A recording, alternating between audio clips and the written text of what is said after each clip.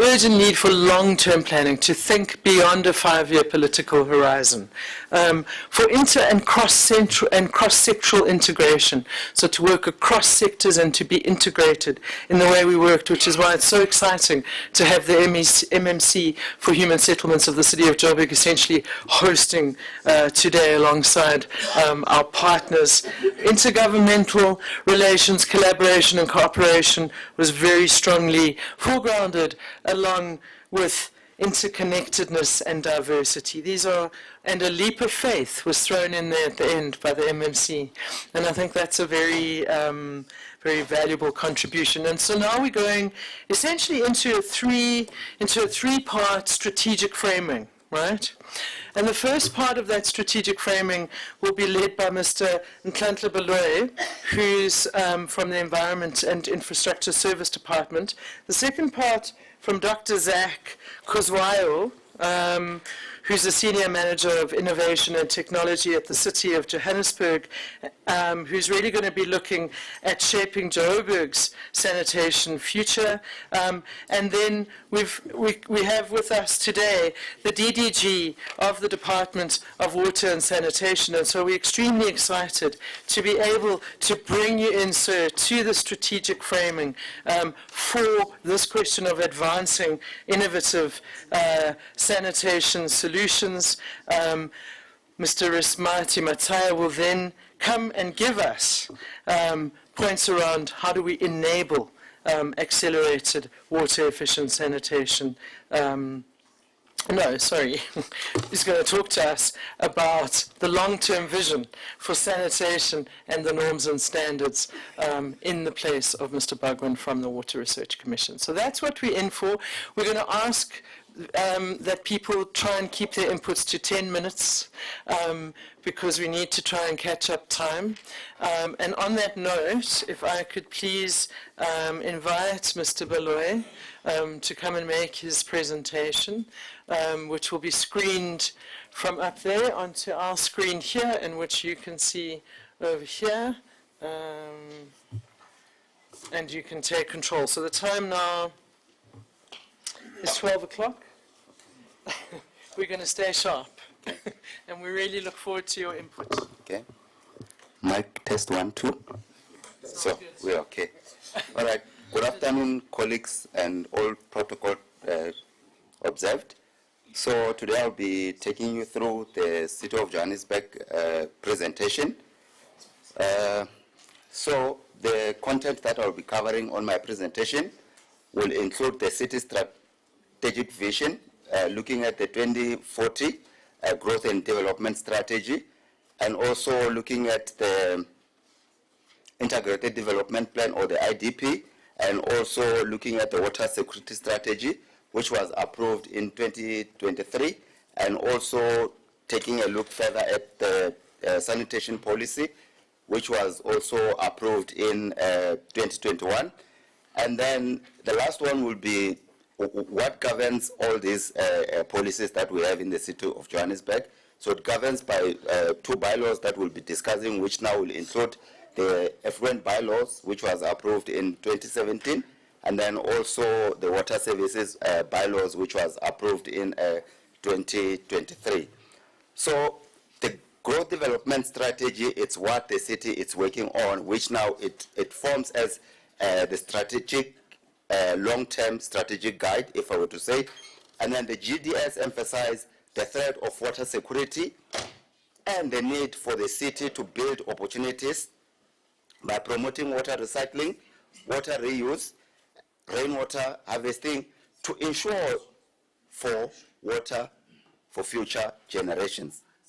And then also the GDS is anchored in 4 outcomes, which aims to be achieved in 2040.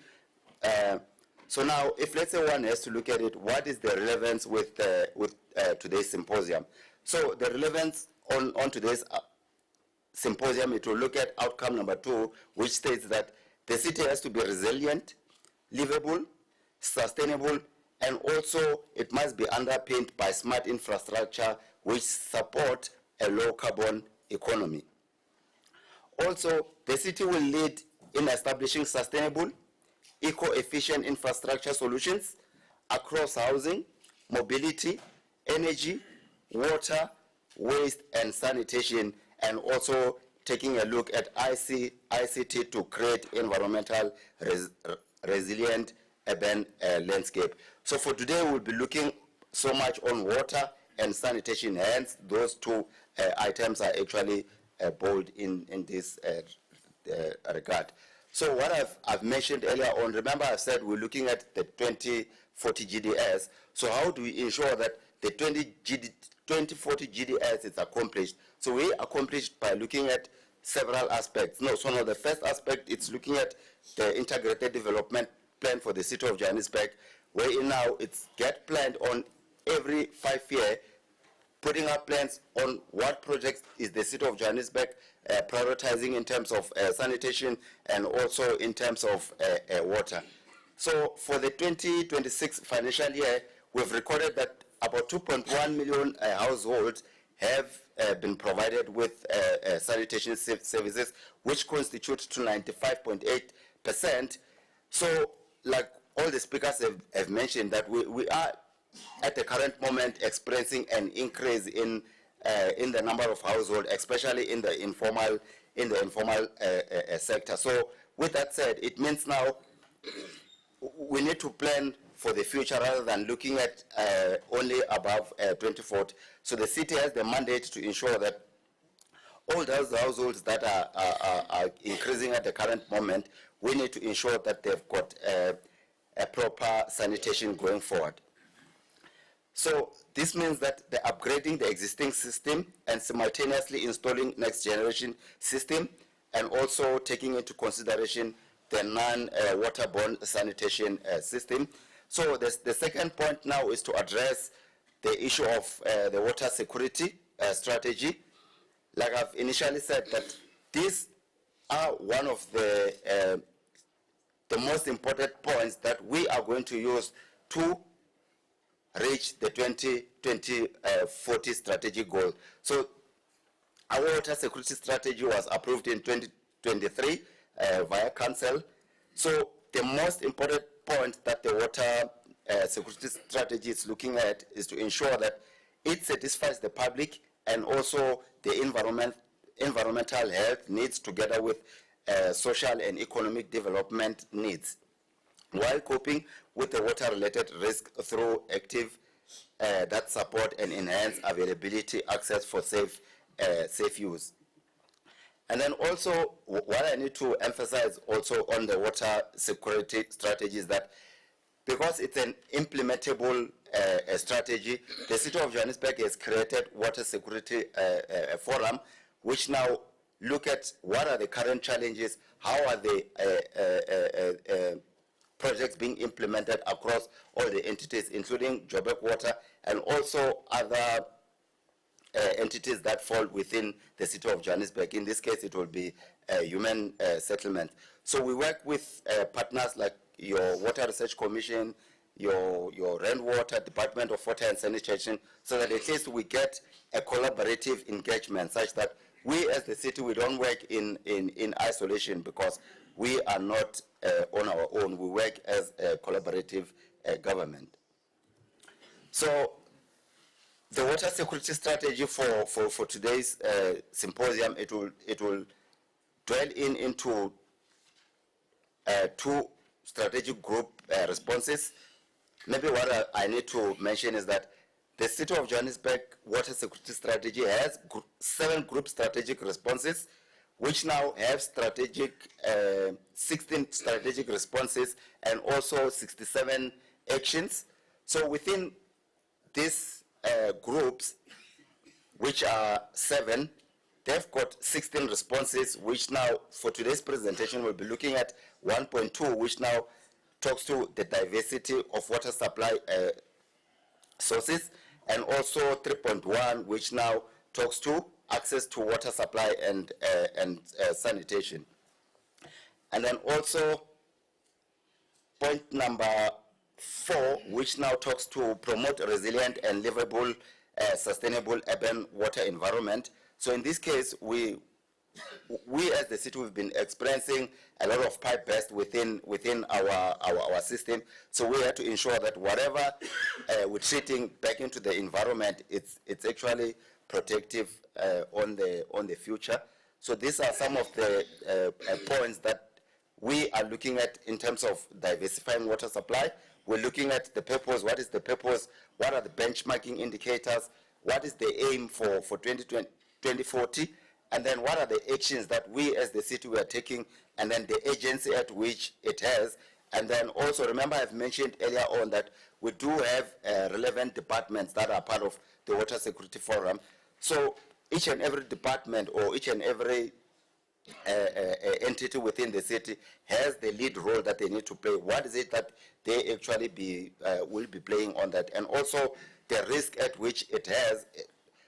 How are we actually valuing it at the current moment? Is it a moderate risk? Is it critical, or is it high? And then if you were to check in terms of the treated effluent and non-potable water or non-potable uses, we as the city, we are actually treating it as sort of high, which now it means it's something that we as the city, we are currently prioritizing. And also, if you were to check on the next point, which now is saying commission the existing and implement semi-treated, polished, and water reuse system. So those are some of the points that we as the city, we are treating them as the critical points. Then when it comes to sanitation policy, like I've mentioned, these are one of the strategic guides that enable us to reach the 2040 goals. So our sanitation policy was approved in 2023. Okay. So in 2023, now the policy draws from the national sanitation standards, which was approved in 2016, which now looks at theme number 4, which states that capacity and resources for sanitation services delivery. Now you look at the research and innovation in sanitation services. Then now when it comes to the bylaws, like I've mentioned, we've got the effluent bylaws, which was promulgated in 2017 with the aim to provide services in treating water and selling the same water back into the consumers. Then now when it comes to water services bylaws, which were approved in 2023, there are some of the most important points that we as the city, we take note that on strategic group number 1.2, which was mentioned in the water security strategy, that says strategic, it needs to be to ensure that we have the alternative water sources. So we as the city, we are retreating back water back into the what we call into the system. And also we're looking at the issue of grey water management.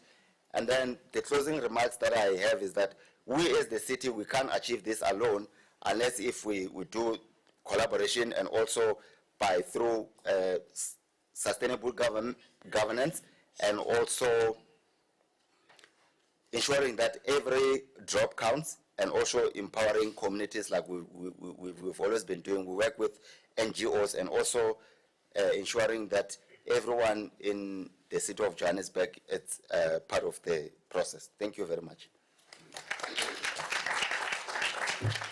This is called regulation, policy and strategy in practice.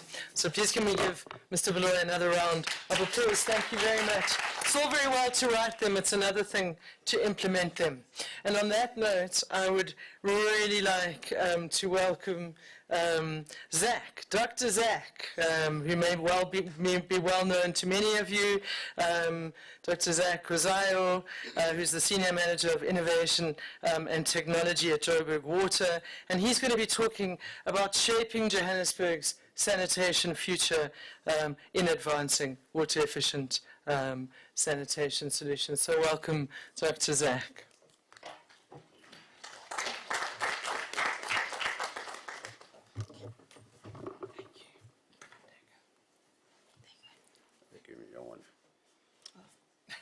Yours is fine as well. Yeah, let me close this one there. All right. 10 minutes. Whoa. All right. I can talk a whole day. That's fine. Good morning, everyone. Hope you have a good day so far. So since I've got limited time, I'll just basically take you through what we are doing as Joburg Water. Unfortunately, most of the time in our spaces, we're too busy putting out fires. We don't get time to actually put our head up and look around and say, guys, we're doing this. So we don't have much time to pat ourselves in the back. But at least I want to demonstrate that we are ahead of the pack and we have real-time problem-based solutions. I guess I'll start here.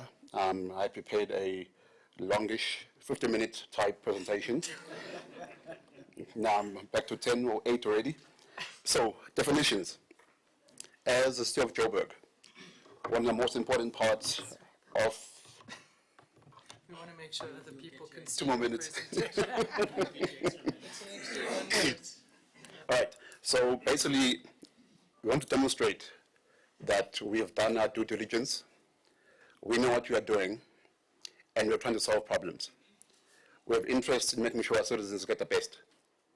And so having conversations at this point is beyond us. So we've got what we call water efficient sanitation solutions. Previously we had what we have non-sewer sanitation solutions. In our space, I think it's easy to call it a package plant. So the definition we'll be using, it's been argued over and over with WRC, but we will choose what we want to call our solutions. And we're looking at closed loop treatment plants.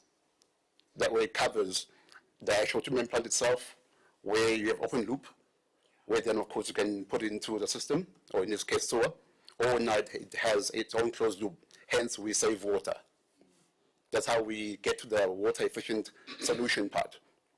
Again, we've done the piloting, and we're happy with this, but within the pilot is also a back end which is required for us to be able then to deliver that actual project.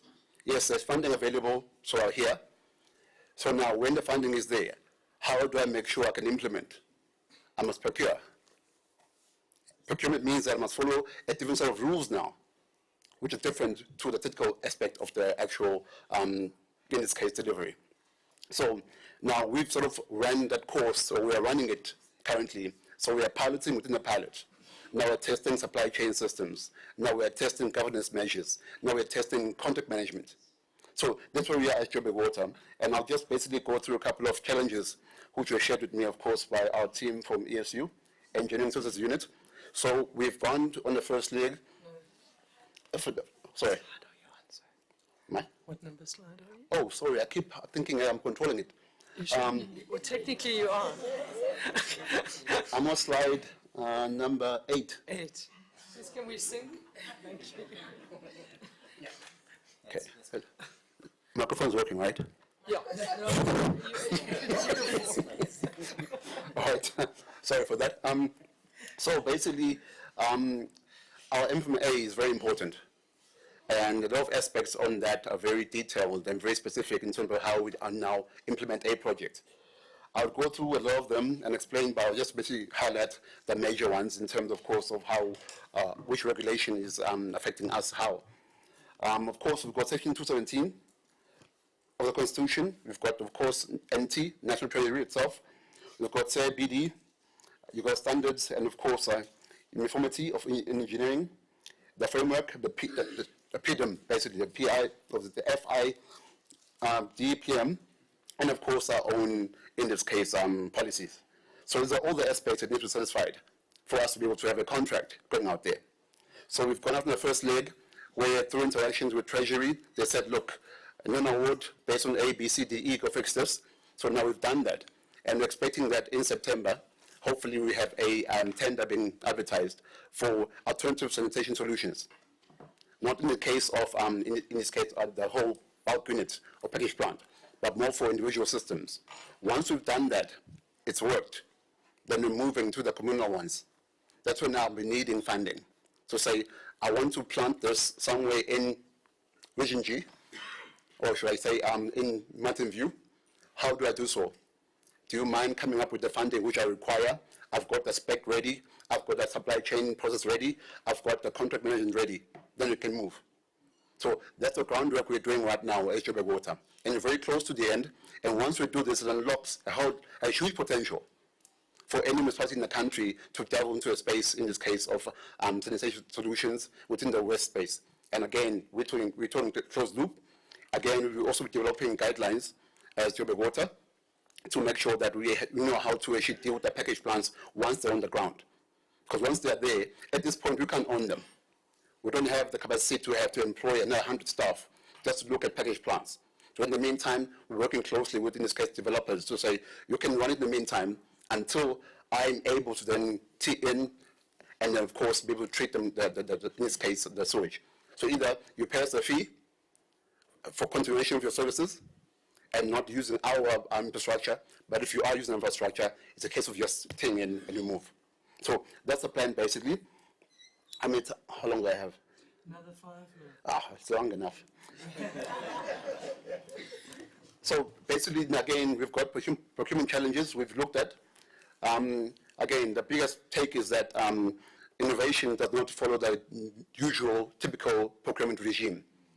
Technology is very complex. Yes, we simplified in the front end in terms of the technicality itself and how to bring it in and how to actually then implement from a flushing perspective. The rest of the back, there's no current template. So we're the ones who are actually writing the template right now for everybody else to follow when we get there. And again, we don't look at the construction as part of an actual flushing technology. We have to look at construction. If you have a project worth 200 million, again, that goes up to BD, I think it's 8 if I'm not mistaken, and those considerations need to be looked at. Another thing which we found, the gap was that you've got technologists here and the construction guy here. So now how do we make sure they come together to give me a solution?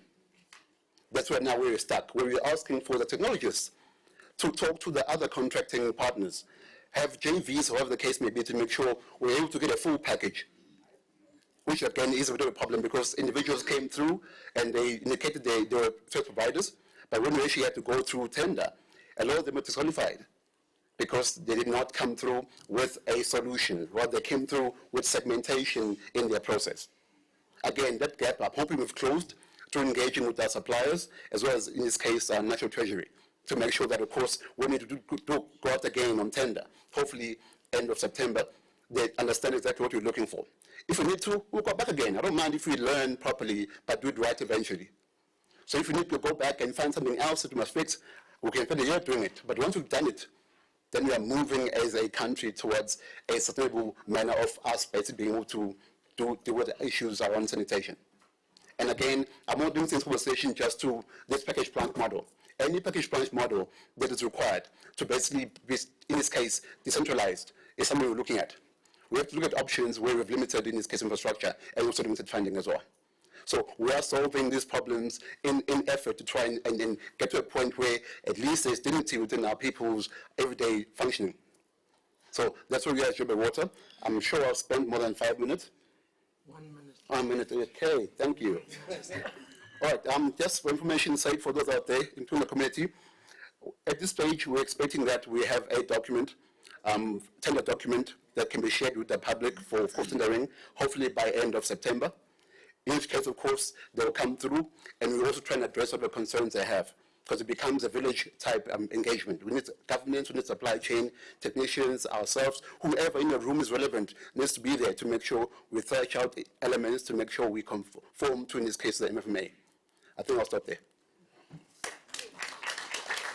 Thank you very much. Again, another take from what it looks like when you're putting this into practice. And now zooming out and giving you an opportunity, Deputy Director General, I nearly promoted you there. We were promoted from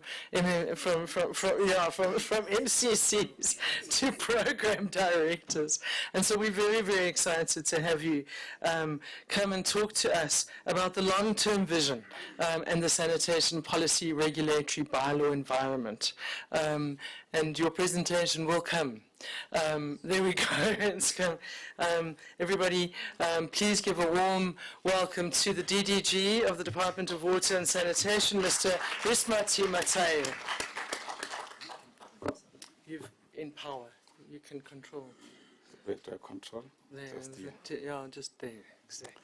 Yeah, I'd love to control myself so that I have got at least pace. Thank you so much. I think 10 minutes is enough. You know, the global community works on a 3-minute rule. So if you can't summarize your presentation in 3 minutes, then you didn't understand. So I'll try and give you the overview of what we're looking at as the department. I think I'll summarize the first 3 slides and give you a perception that, one, South Africa is a very semi-arid country. I think everyone who talks tells us that we don't have enough water. We have long summer seasons. Our rainfall pattern is out of reach. The global average on rainfall is around 450 millimeters per annum, compared to the global average of around 850 or so.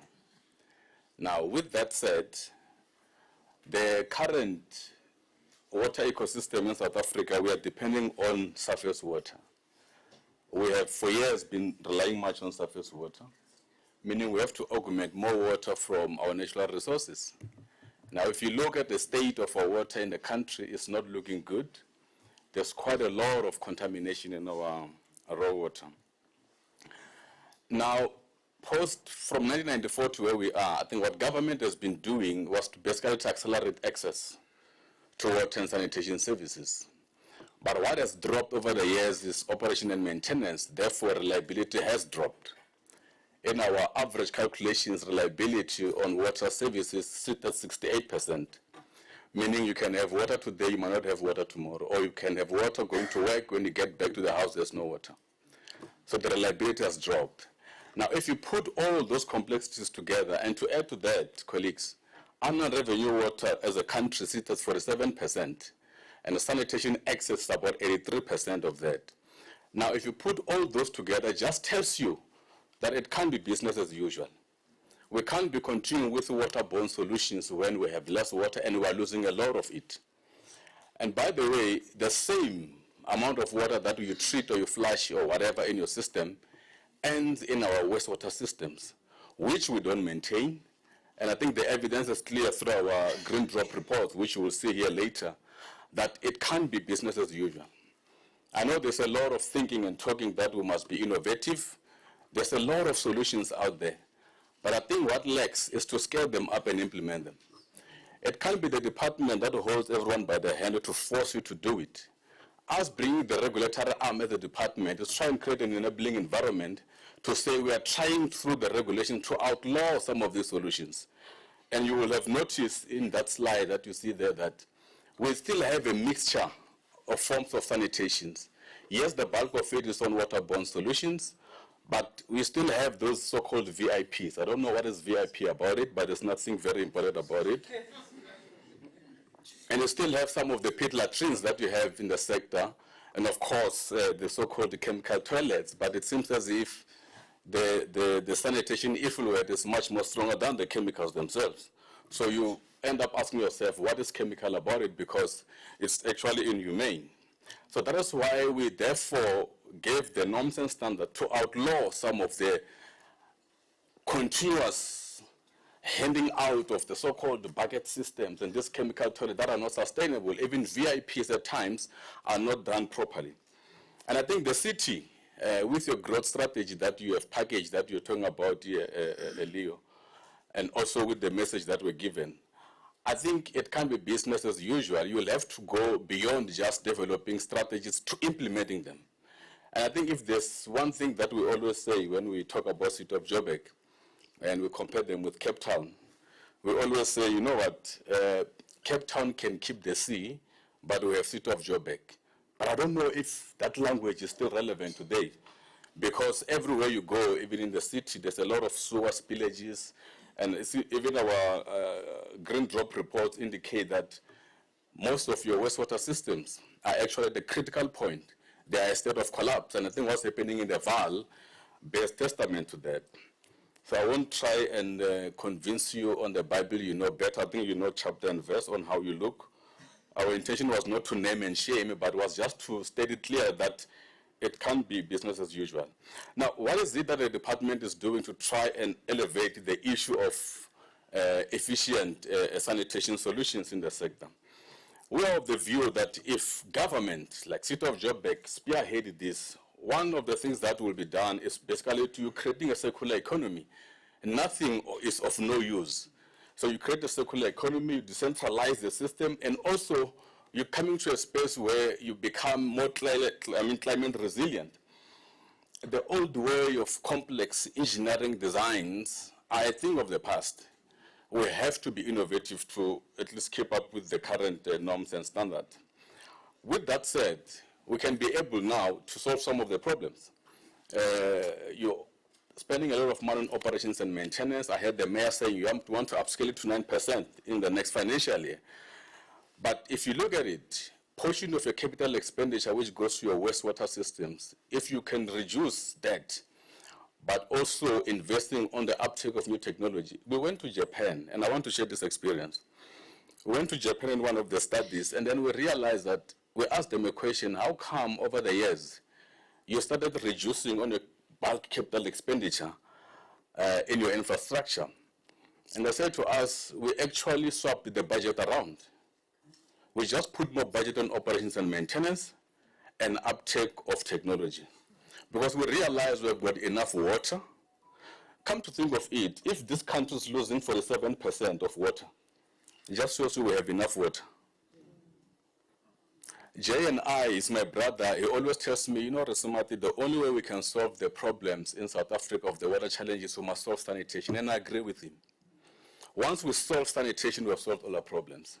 We won't need to augment 53 billion Lesotho Island Water Project Phase 2, which comes to Joburg, bulk of it, Gauteng exactly, of which 47% of it gets lost. Now, it means it works much on your tariffs. You must increase the tariffs to benchmark. You can't be bankable because your balance sheet doesn't look good.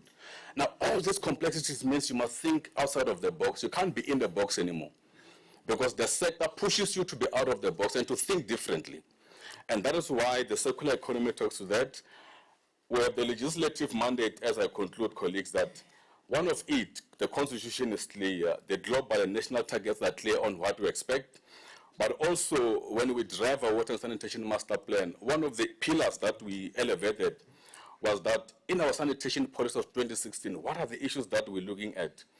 We're elevating that there needs to be your reuse, reduce, recycle, as well as recover and reclaim, meaning nothing goes to waste.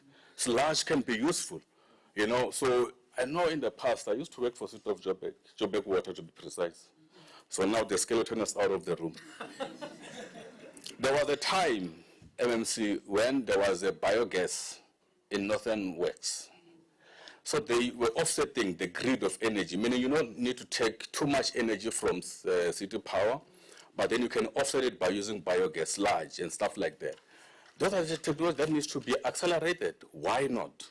We have the fecal sludge management issues. Make sure that nothing goes to waste. You can blend sludge into different kind of innovation and technology, in bricks, in cement, in everything. But you have to go beyond and go out of the box. I think the city is almost out of the box now. What are the game changers? Almost. What are the game changers? And that's why the last part I want to talk about is basically the Water Services Amendment Bill. I won't sit down until I talk about this, because this is a game changer. Even if you look at me like that, I want to talk about this point. The reason why we brought along the Water Services Amendment Bill is for simple reasons. Everything that DBSA is talking about, we have got money we can't spend. We are ring fencing and everything. This is the game changer. What is the policy direction from the department? That's why we are saying we must create an enabling environment by having a proper water service provision and water service authority, separate the functions. We are glad that we are ring fencing for City of Joburg, specifically for Joburg Water. I had the 70-30 split, meaning the 70 will go back to Joburg Water now to try and invest back into the system, 30 goes to the city. That is a good way to go, and we commend you for that. we really commend you for that, because at least you are setting the pace, but we need to see more of such ring fencing so that the environment or the sector is enabled. What is the vision architecture that we're talking about? The department has developed the National Sanitation Integrated Plan, which goes beyond the SDG goal target for 2030. Globally, South Africa now, we are 115 from the global index on the United Nations, out of 193 member states. So we are almost at the tail end. We're not doing well. But in the SADC region, I think we are the third one. So we conquer Africa, but we must go and conquer the global community. That's why we are going beyond this National Sanitation Integrated Plan, which talks to some of the things that Leo was talking about, but beyond 2030. We must upscale this. Our last part of submission is we must upscale it. What is the vision in practice going forward? We must go to household level. We must go to developers. If you start integrating and influencing developers and household to uptake sanitation in a household manner, you'll be taking a lot of load into infrastructure. New developments now are not being submitted or approved by the city because you don't have enough water, your system is overloaded. Now, how come you can't come with those amendment acts to ensure that new developers uptake this technology and sanitation so that they take the lead, the load away from your system? This is the thinking from the department that was saying government or municipalities must start advocating for. I think I've spoken enough now. They will chase me out of this. You did well by letting me speak the third one, because otherwise I would have said a lot if you gave me 15 minutes. Thank you so very much. Thank you very much, TDG. Incredible food for thought there, right? Setting out the path. So thank you, and thank you to the department for resuming your regulatory role in such a powerful way, and thank you. Now, we did promise 3 presentations, but we're going to add another one. Because now we're program directors. No, and what we want to do is finish the presentations so that when we come back from lunch, we can really get into the panels. And so with that, I would like to invite Mr. Jay Bhagwan to come and present on the enablers of water-efficient sanitation solutions. But before he comes, can we give another round of applause to the DDG?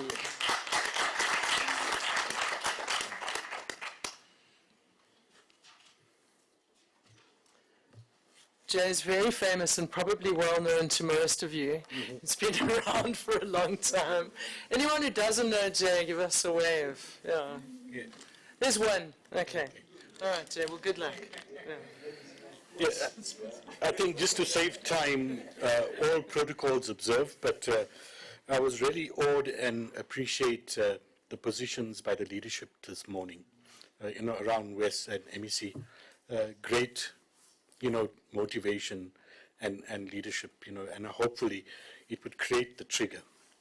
But I want to start where my colleague DDG left off around the enablers, but, just kind of share what the current context is around WESS.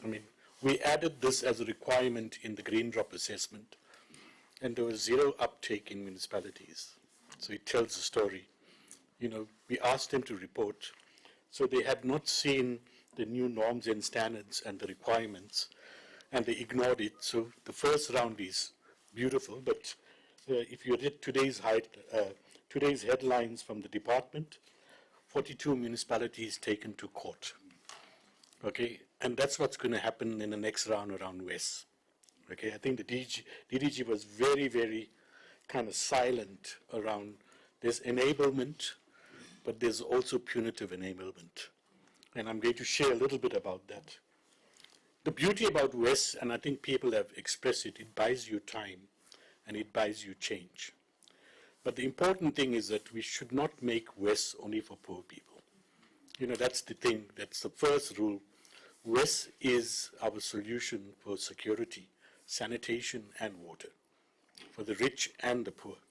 And in fact, the DG is more bullish to say, start with the rich, okay? Because if people see that poor people see that that is an acceptance, it starts changing behavior. And changing behavior is very important for us. Sorry. The third thing is that, we keep moving in this direction as WESS is the alternative to waterborne. No. We should change that analogy. Waterborne is the alternative to WESS.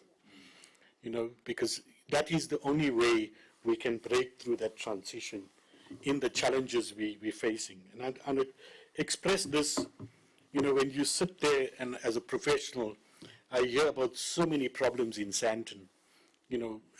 Reservoirs get empty, water not available, etc. It's an engineering problem. You can solve it. I mean, you just have to reduce demand. And how do you reduce demand? Pass a law that all big buildings that consume a lot of water, treat it on site and reuse it. Straight away you bought 50 years of asset, security. But we're not doing that. We slip another plan through the offices of the Joburg Water to add more burden to the Sandton system, and some of the political party keeps fluttering to say how bad the administration is, and that game carries on. So we need radical, kind of interventions, and WESS offers that and buys the time in the process.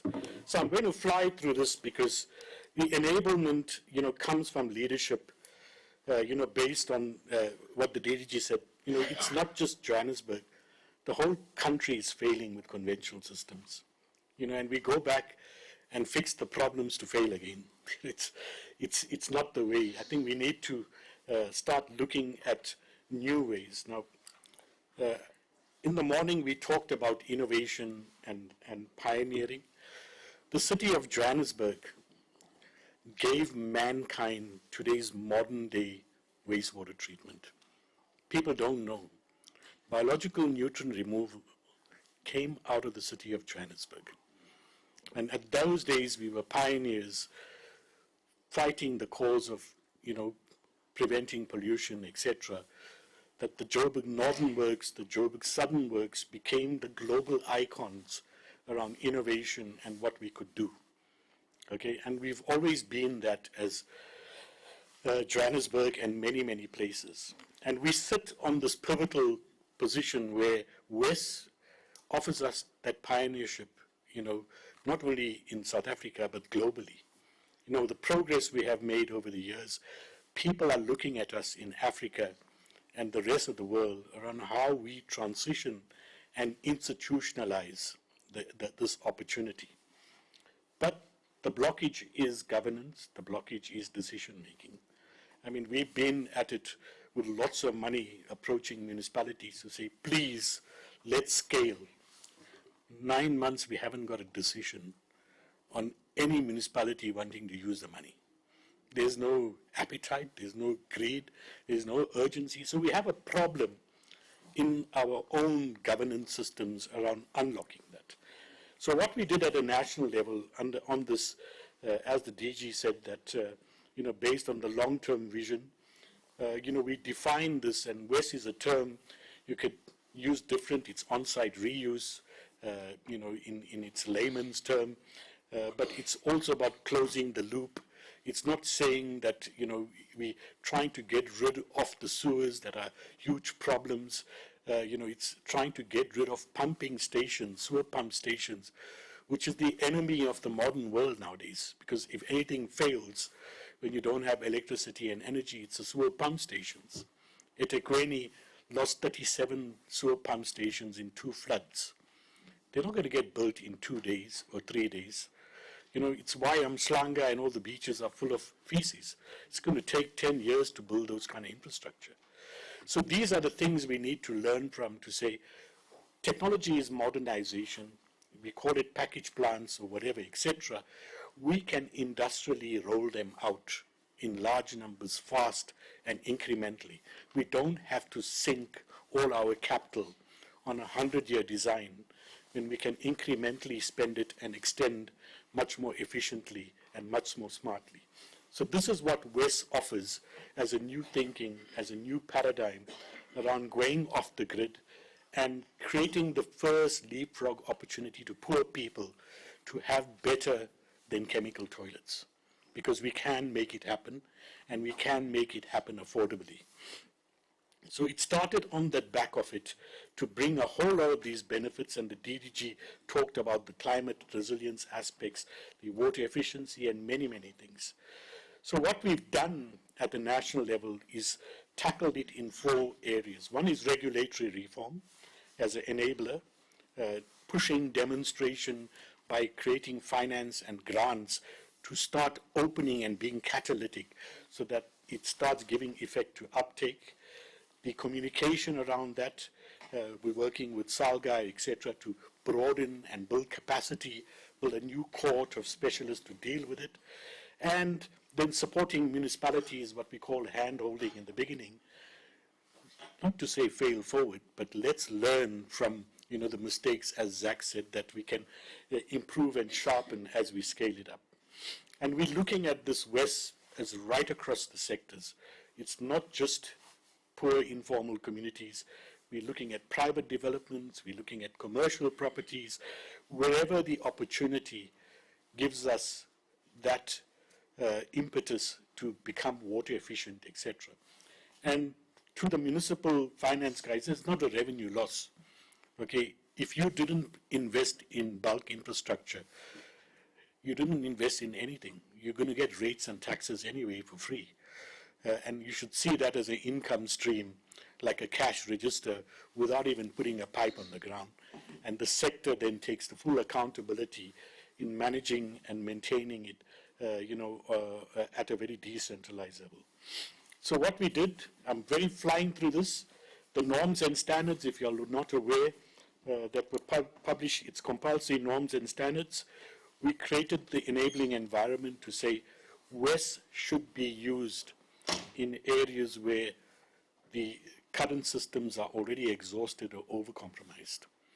These should be the alternatives we should look at. We also put in as an enabler to say where developers are blocked, where municipalities cannot provide bulk services, they should allow WESS systems to be implemented where they can demonstrate within the regulatory environments and many other things, etc.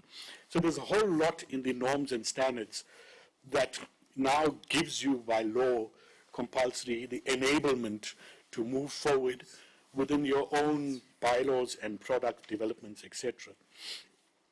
But it also puts a lot of prohibitions around, municipalities that exploit the situation, because there is this practice of continuing to compromise existing systems, okay, and you get away from it without in it. So when the Water Services Bill is going to be promulgated, there's a lot of clauses around criminality and accountability and all that stuff that will hold mayors and officials responsible for the decisions they make that compromise current systems and situations to reach those kind of proportions that we don't want. So I think we need to see that as the two aspects, that there's punitive elements coming and there's enabling elements coming, and you have to use both of them to change a whole industry and practice.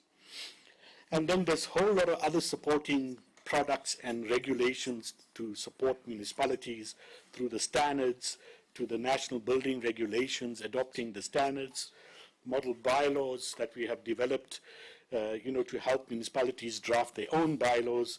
We've set up a lot of training programs to build new cohort and skills. So there's a whole plethora of support mechanisms that we have done at a national level, and we continuously use that as a mechanism to support municipalities to transition through this very difficult phase.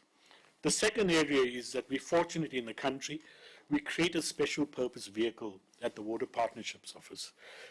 And one of the legs in that is the non-sewage sanitation program that sits there with grant funding and support to help you catalyze to move to scale. It's not the technology, it's the institutional maturity and the readiness and the development is that is what we want to get to. That when we walk away as an institution, you've absorbed this at scale and you've built systems to sustain and maintain it, as Zach was saying, is that is the very key thing that is required. Technology is never perfect. It's institutions and people that manage it that make it perfect. And the Water Partnerships offers that catalytic support and hand-holding in terms of project preparation, first rounds implementation, procurement, etc., etc. So use the facility. If you have projects and schemes, it must be at scale, and we open for business, and we have some grants before that is exhausted. And then the last thing is that we're working on a proposed permitting system that would help municipality to regularize this. There's a 5-step process. I don't have time now to go through this, but I will share this, but we're proposing a 5-step process that devolves the responsibility down to the municipality, okay, in the whole WULA framework. You know, you can't take every package plan through a WULA process and pass the burden on to the department. The WULA is very clear that you need a WULA for 2 megalitres and above, you know, wastewater treatment plants because of the significance of it. Everything else up to 2 megalitres should be within the boundaries of the municipality. So the permitting system is for private property, developments of waste, municipal bylaws where the municipality is putting in WESS in low-income settlements and etc., is a municipal SOP that guides that. You don't need no special regulations around that. It's just a code of practice around how do you introduce WESS in low-income settlements, housing, etc., so that that can be accommodated. So that's just closing. So there's a 5-step process that we're proposing and we're working with. And this template, once we've kind of get consensus amongst, it'll be a guideline that many municipalities can use to then regularize and open up the market for WESS and the further uptake in it. I want to close in my 1 minute about, you know, you get excited, you add this thing for 20 years trying to bring about change, and we've done a lot in South Africa in pioneering fecal sludge management, etc. Before I leave, at least WESS should be, you know, a fast track and a norm in our municipal sector, fixing a lot of the problems we have. 2 weeks ago, I was in the city of Bangalore in India. If people are not aware, that's the second largest IT city in the world outside Silicon Valley. You know, 16 million people. They have 4,500 WESS systems that are self-managed, self-supplied, and self-developed by users themselves. 4,500. Working in an ecosystem because the city could never get to a point in terms of providing bulk services for the demand and the growth that was there. So Bangalore offers us this learning laboratory around what the reality is at scale in a megacity. You know, what we could do in Sandton, what we could do in Waterfall, what we could do in Tembisa, etc. It is possible, it is working, and it opens up a whole market for innovation, industry, skills, cohort, etc. It's a different world. And that's the reason why if we don't scale and we don't move and we don't open up the market, we'll never be able to strengthen this platform in a very significant way. A lot of excitement. San Francisco looks at us and starts using us as a benchmark. Yeah. And just to end, that if anyone's interested, in Krugersdorp, you know, we have installed the first low-income informal settlement where 650 houses is in a closed-loop system. That's pioneering work. If we cannot replicate this and this experience, we waste our time. Thank you. Is this yours? Yeah. The laptop? No, it's not mine. Okay. Okay. Colleagues, I think that was absolutely fantastic. Jay, always inspiring to hear the amazing work that you're doing. I see DDG just giving you a second round of applause. I think let's join him. So, colleagues, I think this section was obviously a very technical session where you got to get a very good sense in terms of the work that the city is doing in terms of long-term strategy, planning, regulations, what the city has put in place, how they're trying to link that to issues of water and sanitation. And then we went through to, I think, a bit of a piece of research where the city through Joburg were saying to us, we're trying to test out new things, we're trying to innovate. But as we innovate, we're finding out that there's certain challenges that we're confronted with. Some of them are rooted in law, some of them are rooted in our procurement system, and they're saying we're trying to figure out how to navigate the challenges that are in the procurement system. And I think that's a very, very important point, because if you go to the DDG's contribution, he's saying we've started to introduce amendments to certain laws. But the question for me was, what is that relationship between the current amendment of the laws that the department is working with and the challenges that the city is finding in either the same laws, perhaps procurement, which is where we need treasury, I think, in the room, because some of them are procurement-related challenges. So that link between what national government is doing in terms of regulatory reform, the experience from the city, on the challenges that they have to solve the same challenge, I think needs to come together at some point. I think that conversation must happen. And then what was really fantastic is there's a range of solutions that came through, I think, both, especially DDG and Jay, that you spoke of. And what I liked from the city as well is the city didn't just say, we have challenges, so we are stuck. I think it was Dr. Zak who said, he said we have challenges, but we're trying to find solutions for those challenges. It's just maybe a conversation with others to say, how do we implement these? Where do we test them? And I think that's the nature of the technicality discussions, that these presentations that we received this morning. And for me, that was really fantastic. Let's just park this conversation, colleagues, and go back to just process issues for a bit. There's two options that we would like to negotiate with you. The one option is we take a question or two, and because we feel like you've been sitting for a long time, we've been taking in quite a lot. And there may be one or two of you who wants to ask a question or two. We don't want to deny you that opportunity. So we want to say, this is option one. The only limitation to option one that we're giving you is that we can only take that in the next 4 minutes, which means I'll be very clear on how you should phrase that question and like a short, sharp, and sweet type situation. That's option one. Option two, we don't take questions now. We're going to take lunch for 45 minutes, and then we come back and we'll see how we accommodate in a question and answer session a bit later. I don't know what you prefer. Option two. I had option two. So we are hungry. Option. Okay. Let's okay. You very quick show of hands. Option one. Questions. Let's see by show of hands quickly. Option one. Okay, then it's option two, because there's I saw like 4 hands for option one. So this means, colleagues, that we're going to break for lunch. This does not mean that we are blocking any engagements. Let's use lunch to network, to speak to Jay, to speak to DDG, and maybe you can just send some of the questions to us, we can record them, and then we'll just either weave them into the panel discussions so that you can feel heard as well. So let's please break for lunch. You've been getting 3 extra minutes because it's 12:57, but let's be back at 1:45 sharp. We're going to start, even if there's just MMC alone with us, we are going to start at 1:45 sharp so that we can try and catch up time. Before you go, please do not leave at lunch. We're asking you to stay with us until 4:30. And we will do the best that we can from where we're sitting to push the program so that we finish at 4:30.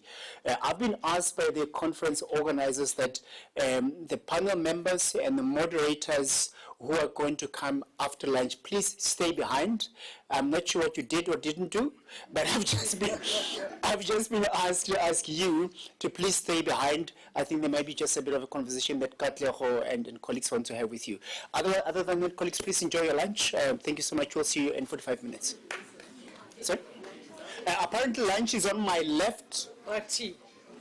Yeah, so it's better to use, find your way that side.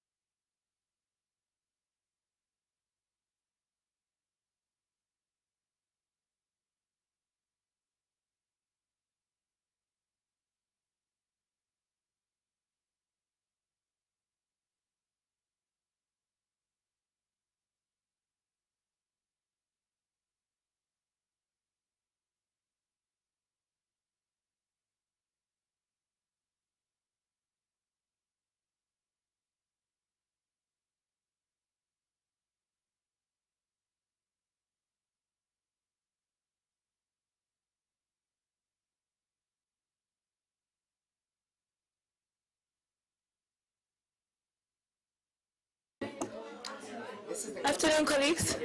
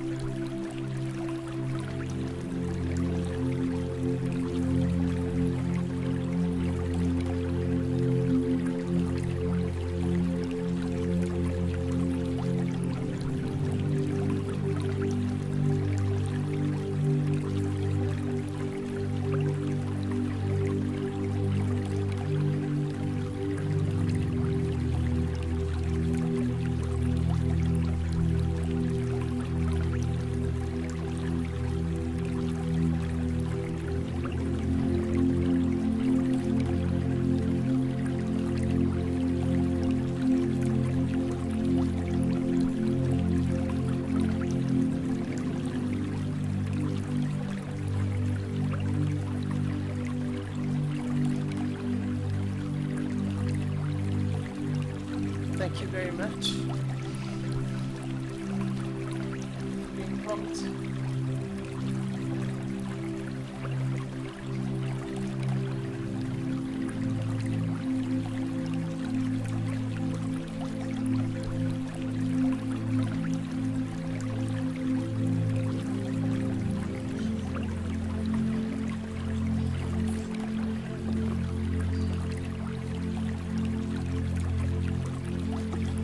Okay, colleagues, I hope you enjoyed lunch.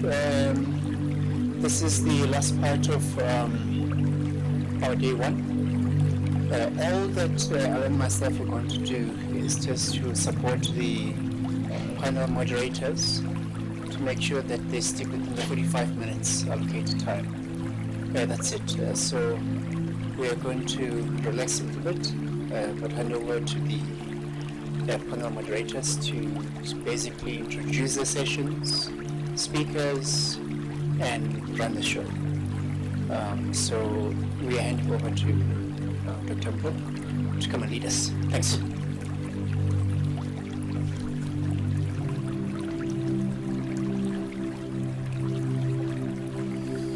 Good afternoon, colleagues. My name is Dr. Potladi. Because no one really introduced me. I just no profile whatsoever. It's fine, and we're young. We need those things, you know. But it's okay. I'm the Deputy Director for the Integrated Development Planning Subunit within the City of Johannesburg in a department called Group Strategy, Policy Coordination and Relations. So the acronym gets me, it gets a lot of people, it's okay. And yeah, essentially what we do is sort of coordinate an strategy as well as implementation of that strategy in the City of Johannesburg. So everything everyone has been talking about in terms of the growth and development strategy, the IDP, the service delivery budget implementation plan is housed in our unit. But I won't go that much into that. We have a particular panel session right now. We're just going to be talking about law enforcement, the bylaws and the regulations when it comes to our approach on water and sanitation in the City of Johannesburg.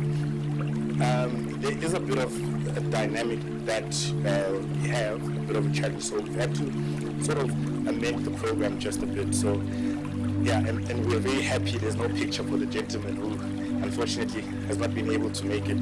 So yeah, it's kind of coincidental, right, or ironic. So we gladly asked the DDG to avail himself, and he did. He's keen to volunteer to fill up the session. It's his knowledge stuff. It's stuff he's really knowledgeable on, the national complexities when it comes to water governance and all of that. But briefly, I'll just introduce. Did you see Program Director? I said briefly. I'll just introduce the panel members on this session. So we have Kekhaukhetsi Malahlela. I hope she's in the, please just, Kekhaukhetsi. Oh, we were actually sitting together at lunch, but I was distracted by the chicken. And, so the lovely Kekhaukhetsi Malahlela is from Joburg Water. She's a qualified construction project manager with over 15 years of experience in the built environment and infrastructure sector. As a project manager at Johannesburg Water, she leads the planning, procurement, implementation, and contract administration of water and sanitation infrastructure projects. So the reason we have burst pipes is because of, I'm just joking. Her expertise includes project governance, stakeholder and risk management, and sustainable service delivery. She has successfully managed multidisciplinary teams and complex infrastructure projects with a strong commitment to advancing innovative water-efficient sanitation solutions and resilient inclusive service delivery. Ladies and gentlemen, a round of applause, please, for our Joburg Water Project Manager. Please join me.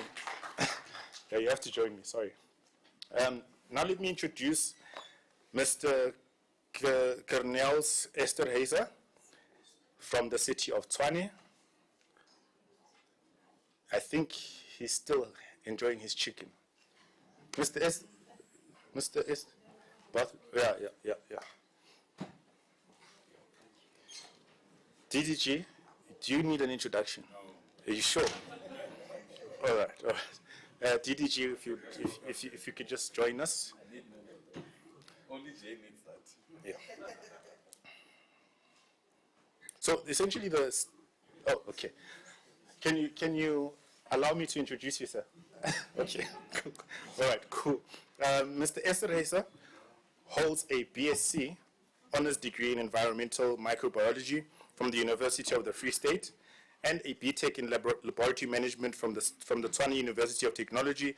He serves in the wastewater treatment section of the City of Tshwane's Water and Sanitation Business Unit, and he's a registered professional scientist with the SANSASP. I'm sure he'll give us the full meaning of the acronym, and a member of WESS.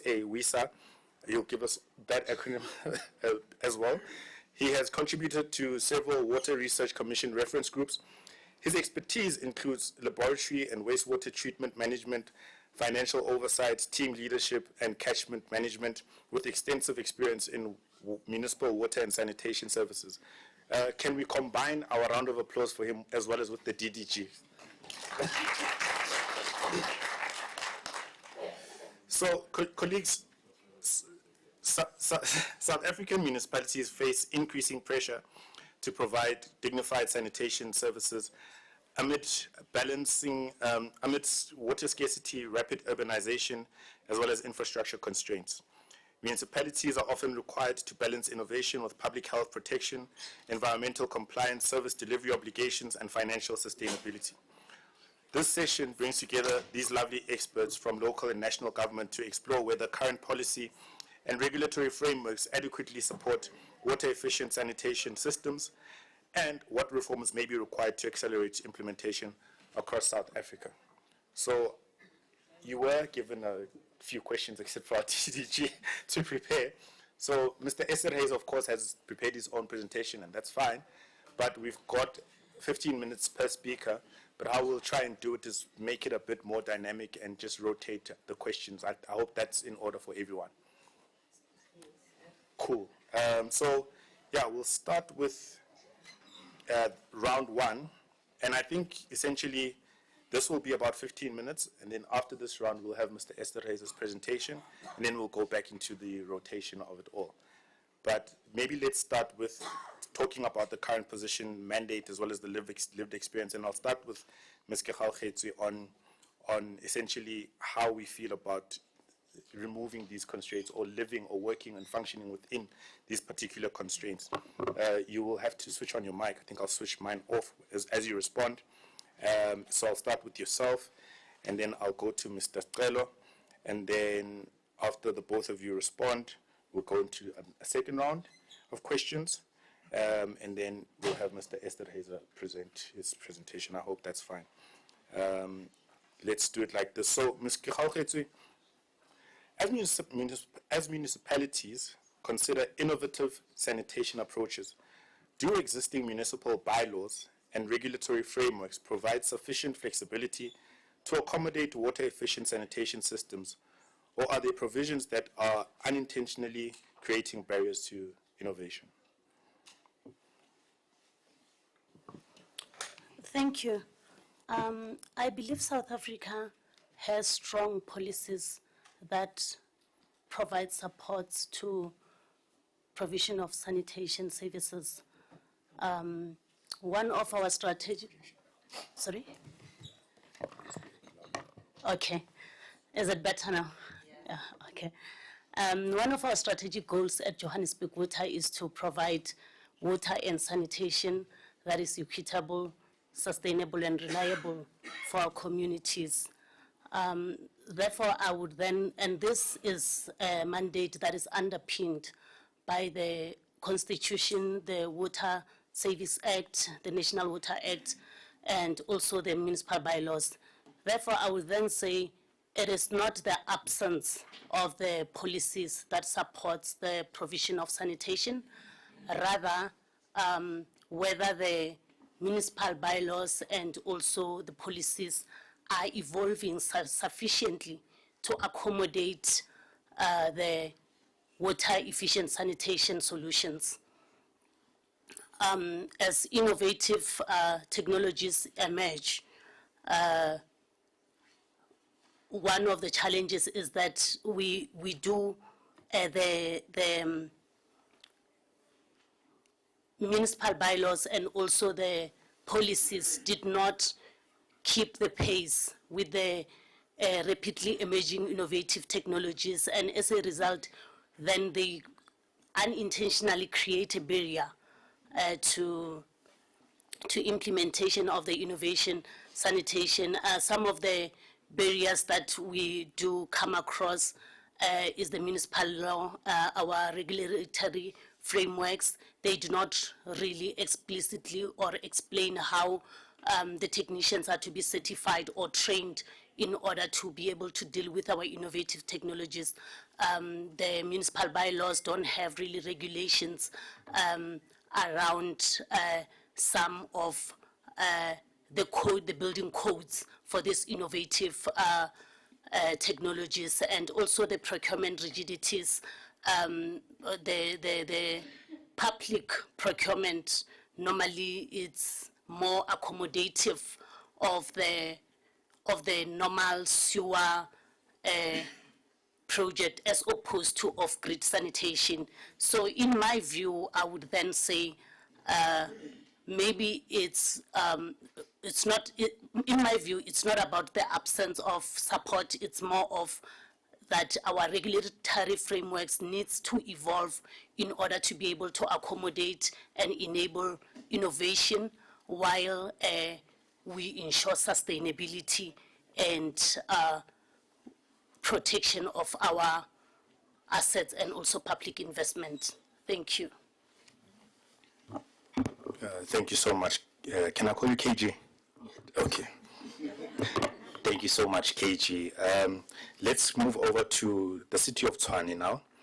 Mr. Esterhazy, what has been the City of Tshwane's experience with water-efficient and innovative sanitation systems, and what have been the most important implementation lessons you've learned to date? Thank you very much, Chair. We've decided to change the way that I'm going to present this, and it's not going to be a presentation itself anymore, but I've also prepared the answers to the questions. So yes, we're going to do it the way that the moderator would like to operate and to manage this presence.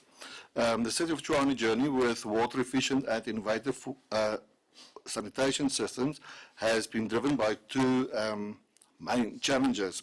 It is severely constrained bulk water treatment systems, so wastewater treatment works, and also the rapid growth of unserved informal settlements and the influx of people going into the City of Tshwane.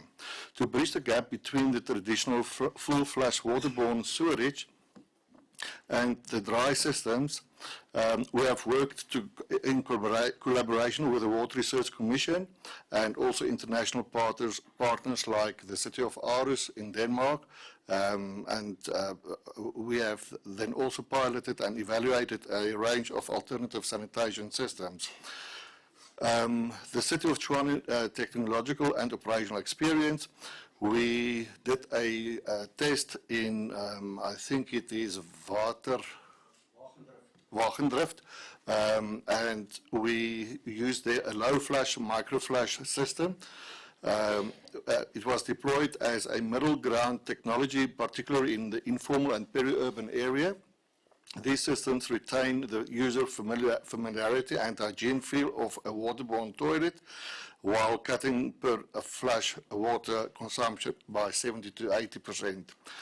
We're also looking at the decentralized non-sewered sanitation systems, so that it can be an off-grid, containerized on-site treatment system that do not depend on the connection to the main municipal bulk sewer network. And then there is also the resource and recovery of sludge beneficiation, where we would try to recover the nutrients that we can get out of the wastewater treatment works, wastewater itself. And we look at the smart demand and loss control, partnering with external technical experts like the City of Aarhus in Denmark to implement advanced leak detection, check metering, and automated water management devices to preserve municipal network pressures or low flush networks. The key implementation lessons that we have learned: We have to make sure that the social behavioral factors override the technology, meaning that the equity and dignity perception will not impact negatively on the perception by the communities as an inferior service delivery. Then we also have to make sure that without active community engagement and local maintenance wardens, communal facilities often fall into disrepair due to the misuse and vandalism. So it is important to make sure that the community buy in the whole process. We look at the operational maintenance trap. Low upfront technology cost frequently mask the extremely high ongoing operational maintenance costs, such as frequent desludging, chemical topping, and servicing logistics. Servicing accessibility in high-density informal settlements with narrow access of trucks. Suction trucks cannot reach storage areas, causing service bottlenecks. Then another implementation lessons that we have learned is institutional and regulatory bottlenecks. We have to decouple development from bulk connections, implementing the WESS in greenfield and brownfield expansion projects has highlighted the need to update municipal bylaws, allowing certified non-sewered standards with SANS 3500 enables developments to move forward safely without overloading already overloaded wastewater treatment works. The last is artisans and municipal operational teams require ongoing specialized training to maintain non-standard mechanical, electronic, or recycling filtration backends. Thank you, sir. Thank you so much, Mr. Estereza. DDG, I think when you were presenting, you said something very, very astonishing. You said we have about 47% of our water that we're losing to non-revenue water in Gauteng. And I think this question was probably related to that. How in your view, is the role of water-efficient sanitation systems within the broader municipal service delivery water reform agenda, particularly in the context of water security, climate resilience, and sustainable development? So how do you view the role of sanitation systems within this context? All right, thank you, Doc. I think I'm the only one who's allowed to say anything, everything, and say nothing at the same time, because I was not given a scope, you know. I think our uptake, Doc, is that when you look at the complex view of the state of water in the country, much as we are losing it, through leaks, whether people are not paying for it. What makes it even worse is that what we finally get to household and what we finally get to transport through our transmission pipelines for sewer, it ends somewhere in a wastewater facility. And that's what the problem is. Because most of those wastewater systems are not operated properly. They are overcapacitated. Now, integrating WESS in this will at least give an opportunity to two things. One, you are definitely going to reduce the uptake of water. I mean, there's one pipe that comes to your house, there's one pipe that leaves your house. There's clean water coming in one pipe, and dirty water leaving your house in one pipe. So every drop that gets to your house ends somewhere in a wastewater system. If it doesn't end there, it ends on a street in a blocked sewer system. So if you're going to reduce the uptake of water into your household, you can only put so much back into the system, which means, one, you're going to reduce your payment on water uptake, number one. Number two, the municipality will now be able to use those losses. I was talking to another colleague of mine here that even where the city has not collected any revenue, you have already paid for the bulk water charges. because the water board, rainwater, have already charged you from their bulk meter. So that 100% that came in, whether you are losing 45% of it as City of Joburg, you have paid 100% to rainwater. So you're losing it nonetheless. And you've paid for it, whether people are paying for you at the end of the day. So when you're bringing in efficient sanitation systems, the uptake of technology, and you put it in a level where the end user take ownership, it means you must go as far back as looking at some of your bylaws. There must not just be good on a paper written on, but they must be implementable. You must be able to scale them up. New development. In the past, in Joburg, before they put the city together, they used to have different amendment schemes. When you were in Midrand, there was a different amendment scheme in Midrand. Sandton had its own different amendment scheme. Randburg had its own different amendment scheme. Now they put everything together. But imagine if you had bylaws that speaks to specific sectorized area, that this upcoming new development, this is the limits we're going to curb on your water. So whenever you approve those bulk contributions for new development, you definitely need to integrate the use of new sanitation technology. So you force it from the uptake. And that way, you might look at it as if, no, we're not going to get enough revenue on water. No, you will get enough, because by you controlling the input, it means you're not going to pay a lot of money to the bulk service provider, which is rainwater. And that way, you are able to divert some of those incomes to other streams, to cross-subsidize other services. So we can't, Doc, in a way, solve the question of high water losses and we exclude sanitation. My last parting shot is that what we have picked up in the country when municipalities develop the water conservation and demand management, they talk about every other thing except sanitation. You can put pressure management, you can put all this, but we don't talk sanitation. Where does that water end? It ends somewhere in a system that can't take it. So some of the innovative ideas that municipalities must look at is how do we then recap and redo our water conservation and demand management, that it doesn't only talk to water, it must also talk to sanitation. Because when you capture your calculations on the bulk services, you're also including the uptake of sanitation services. So why can't you therefore craft your water conservation and demand strategy to talk to sanitation issues? To say, this is how we're going to reduce the uptake of water, and then this is how we're going to replace the uptake of water, because sanitation uptake is going to be this much.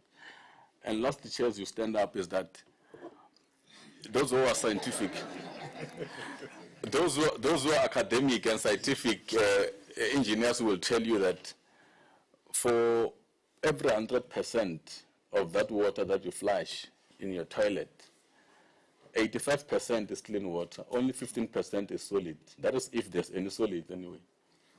Meaning 85% of the clean water is lost. Now, and we're talking water conservation and demand management, so these technologies must start talking to sanitation, and that is basically how we feel as government. If we move towards that direction, we can be a water secure country. We might not need to bring the Lesotho Islands Water Project 53 billion, which is costing all of us here. So we can divert those funds elsewhere. Thank you.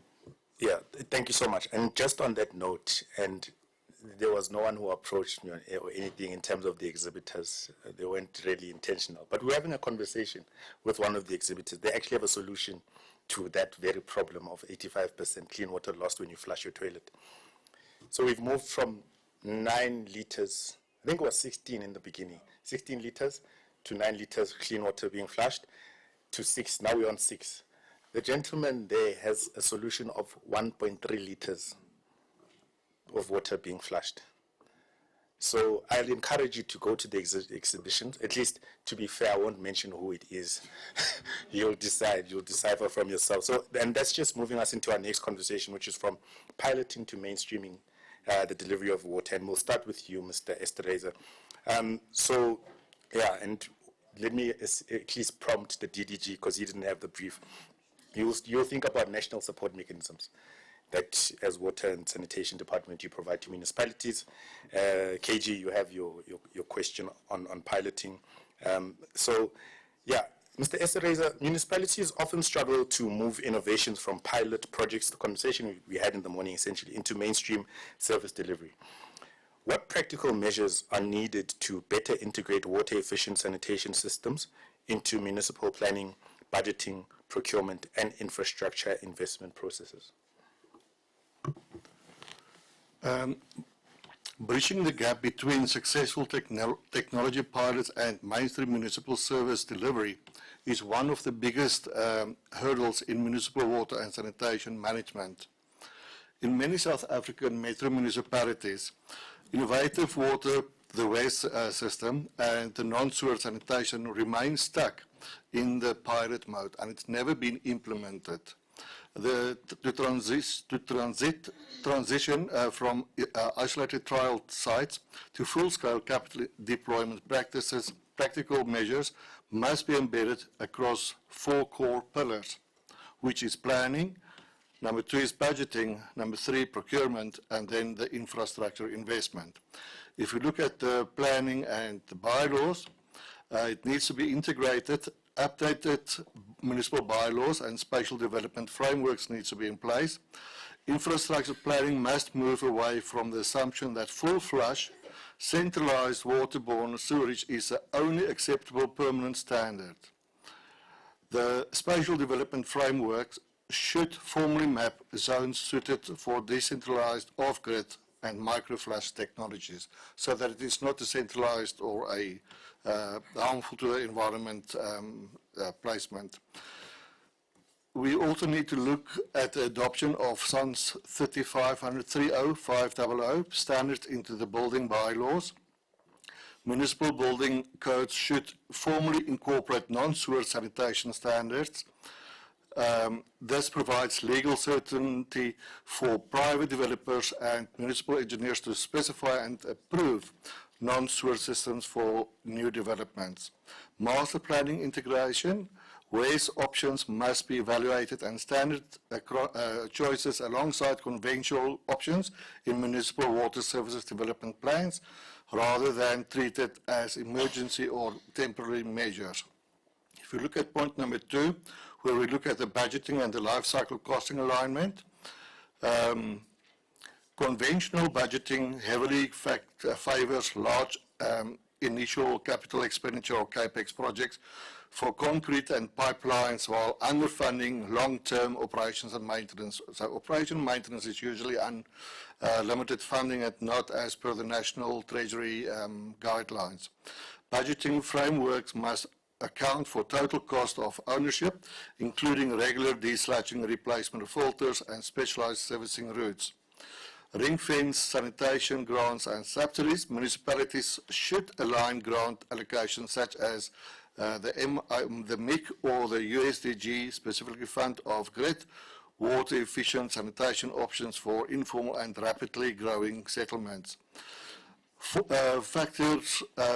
We need to factor environmental and operational savings such as reduced demand on potable water networks and delayed capital expansion of wastewater treatment works directly into the financial cost-benefit models when WESS is being implemented.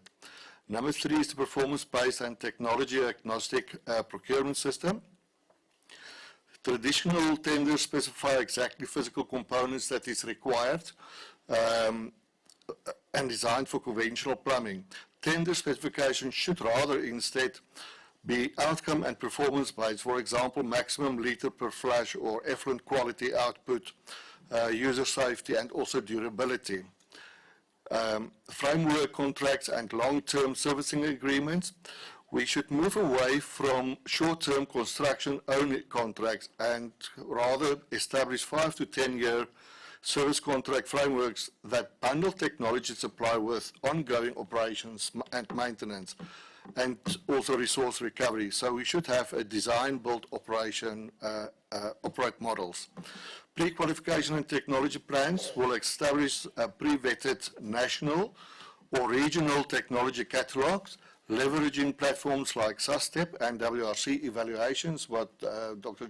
Bhagwan has said, to shorten municipal procurement cycles and lower legal risk for the supply chain management officials. If we look at the infrastructure investment and financing mechanisms, blended finance and public-private partnerships must partner with institutions like the Development Bank of South Africa and the Water Partnership Office to structure blended financial models. Combining concessional loans, private equity, and municipal grants lowers the fiscal risk of scaling new systems. Resource recovery and circular economy value chains, structure infrastructure investment to capture commercial value, and sanitation byproducts such as treated effluent for industrial reuse, dried sludge or as for energy, or as a fertilizer or for beneficial use must be considered.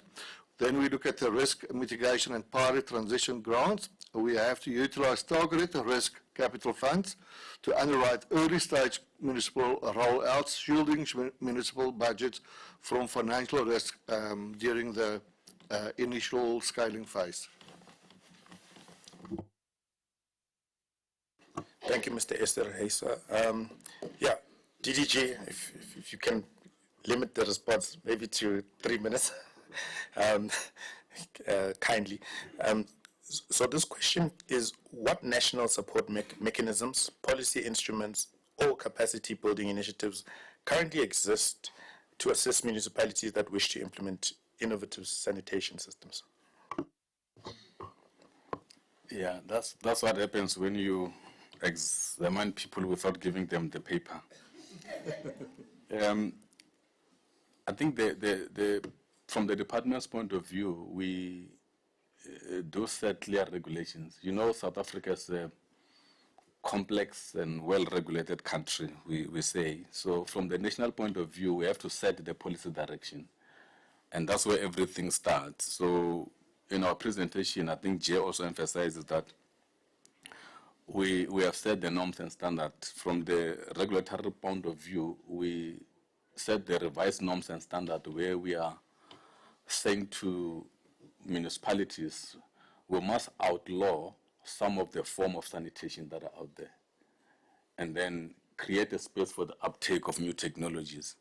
And that's how, as government, we're setting it up. But over and above that, our national sanitation framework talks to the new entry of new forms of sanitations, technology, and so forth.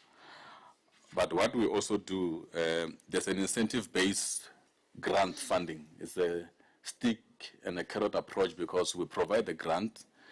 Metros get USDG from Human Settlement. It's part of National Treasury Control System. But then we bring the drop result, the assessment tool to say, are you complying or not? And all we are saying is, with the same funding that government makes available, use them to address the problem we're pointing you to do. So there's a problem that we identify, but here's the funding for it. Over and above that, for upscale new technologies, we also indicated the Water Partnership Office. So that is basically how we are setting up a system as government to say there is an entry point, even where there are barriers that you can't be able to go over. The Water Partnership Office offers that system where they can assist you to package some of this performance-based contract in any form to try and address some of those problems aligned to our national regulatory framework. And then there's also WESS training program that is run by Water Research Commission. So that space is available for capacity building, but also to upscale it in the practical way to have some of this implemented. I was trying to be as short as I am. Thank you. No, that was excellent. Just a sense of show of hands. In the city of Johannesburg, Joburg Water, and in Tshwane, of course, water departments, are you here? Those are solutions right there that I just wanted to get a sense in the room that we're noting DDG saying, here you go. Yeah, just that just came to me now while I was sitting, DDG. Thank you for those inputs. KG, you are here from Joburg Water. So this one's for you. Many municipalities remain cautious about adopting innovative sanitation systems. How can utilities such as Johannesburg Water balance the need for innovation while ensuring service reliability, risk management, environmental protection, as well as public confidence?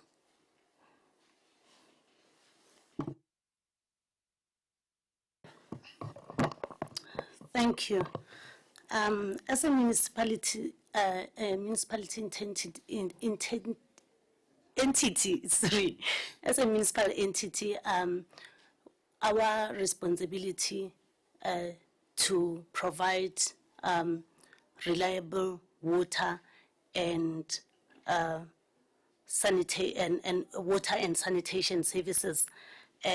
One of the responsibilities that we have is to ensure that any innovation that is introduced is reliable, is sustainable, and it provides long-term value to communities we serve. At Johannesburg Water, when we are considering innovative in sanitation solutions, we believe there are 4 questions that needs to be answered. Firstly is, does the technology work?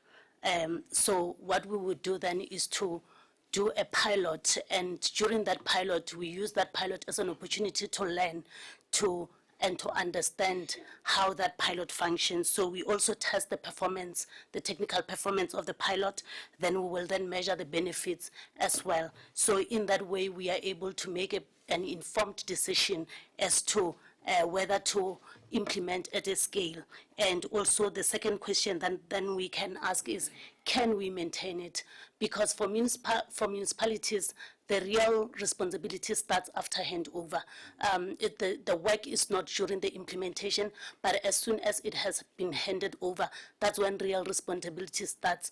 And one of the challenges that we face is that we do not have operation and maintenance strategies that are in place. So then the question, can we maintain it? We sometimes address it with SLAs, but also we need to then plan ahead of that and say, should the SLAs lapse, do we have enough capacity within our municipalities to be able to maintain this? So that is the second question that we ask. And then the third question that we ask is, will our communities accept and protect it? So that's when we say public engagement is very important.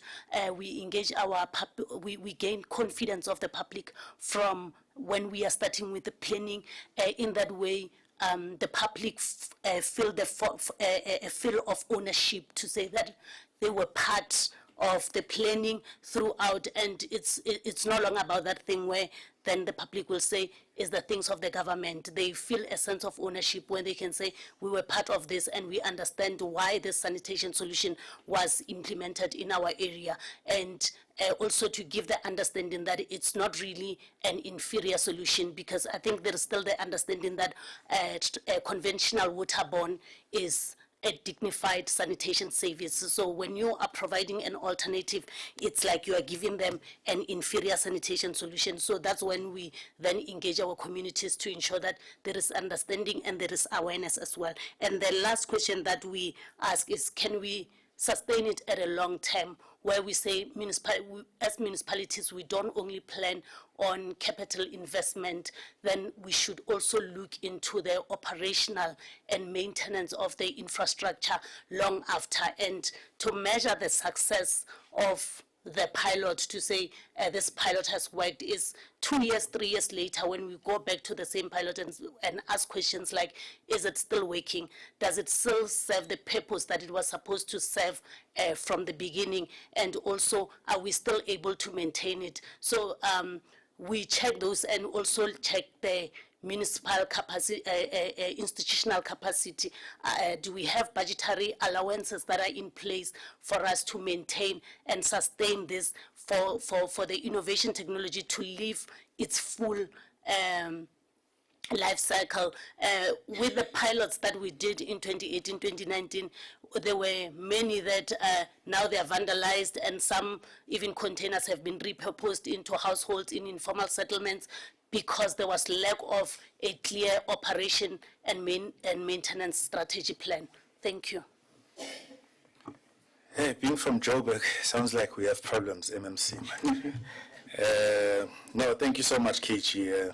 We're learning. We are learning, and hopefully when we leave here, we'll implement with assistance from the gentleman sitting next to you. This third round, colleagues, will be on lesson standardization as well as institutional change. I'll start with the DDG this time. We're maxing out our time now. We've got 10 minutes. I've given myself an extra 5.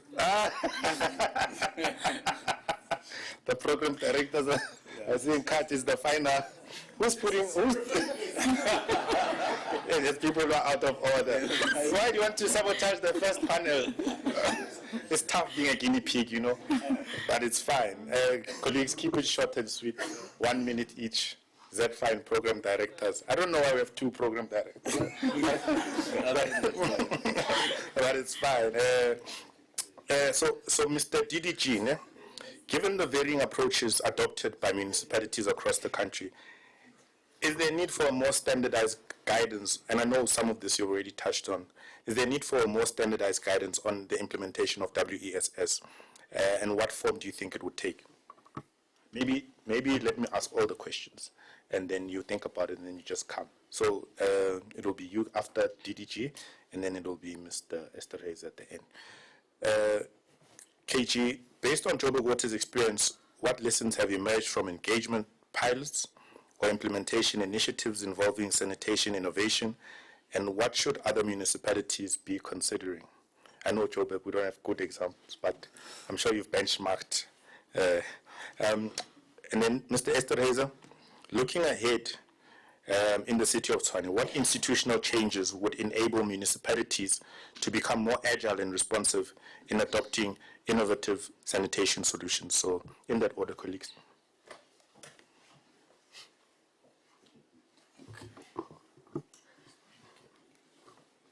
Maybe for better sound, you can get off your mic there.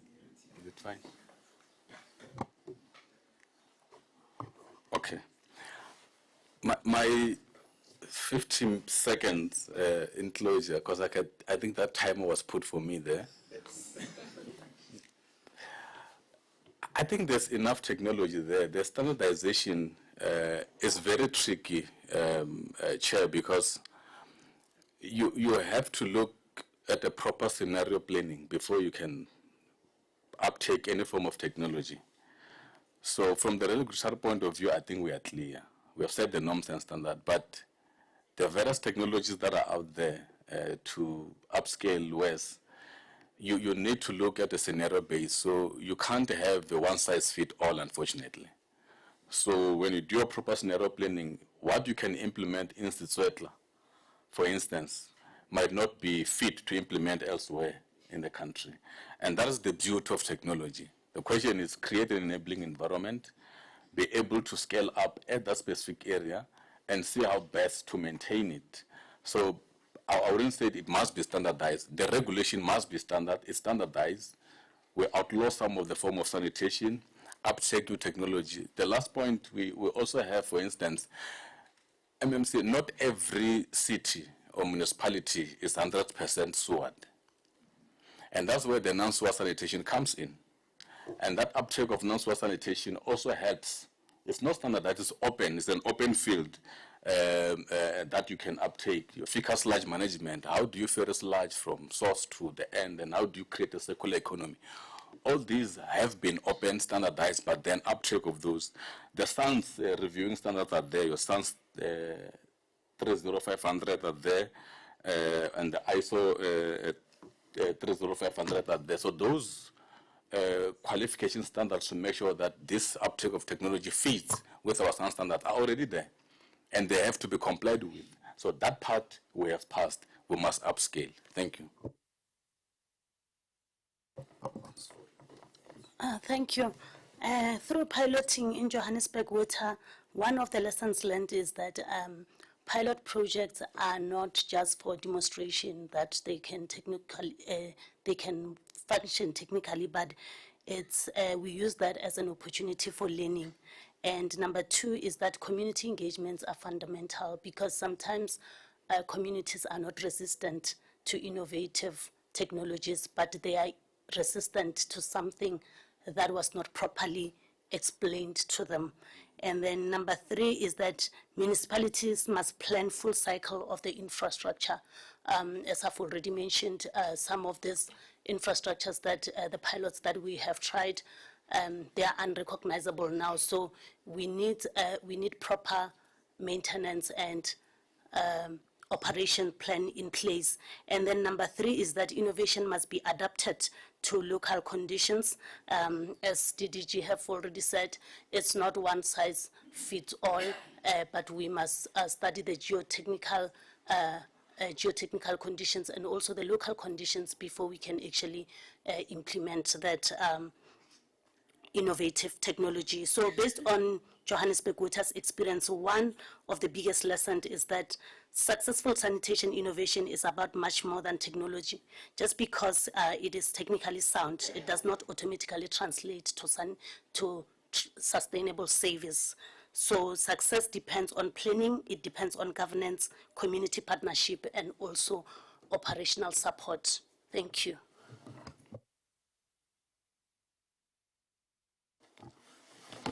Thank you very much. From my side, the old bureaucratic way of municipalities that is slow should be evolved into a rapid innovation deployment of innovation. By doing that, we need to decouple the policy and regulation, where the municipalities cannot be the regulator and the implementer or the player of the innovations or the WESS systems.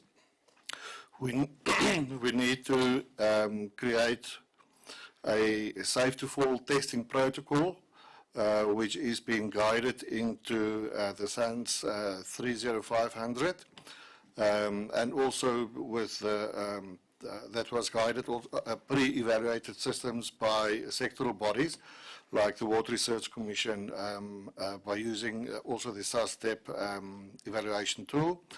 We have to we have to upskill the municipal engineers into and get them continuous professional development in non-sewer sanitation and decentralized systems and resource recovery value chains.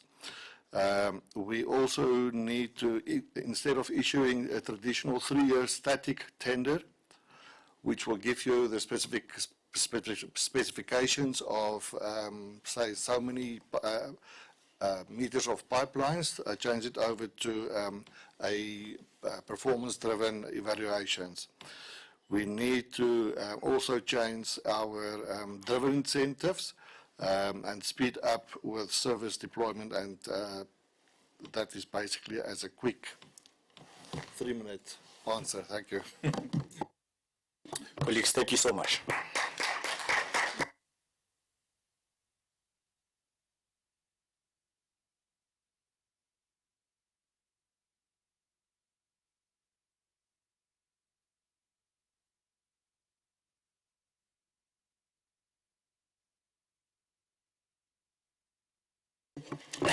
Doug, thanks very much for that session. Colleagues, I think let's shift gears now. I think we're going to be talking, it's case studies and implementation across different contexts. So this is where the idea now is to actually keep it practical and exciting. I think the challenge that I have to the panels is keep us very engaged and excited. It's that very difficult session that if you don't, 2 things are going to happen. People are going to start focusing more on their phones, or they want to walk out. So I think we beg the moderators and the panel members to please keep us very, very much engaged, so that we can really we can basically stay on. I was going to deep trouble with Dr. Mpho by not introducing him. I hope you'll forgive me. I'll buy you chicken, Mpho. But let me rectify that. Our next moderator is Francois Hugo. He's a colleague, and I say this because the UN Habitat is hosted by the Department of Human Settlements. And the irony is that I'm meeting him in person for the first time. He's also the acting chief director, responsible for research in the department. I can assure you, I'm Francois, that once we finish, we're going to have a long chat because we've been looking for you for some time.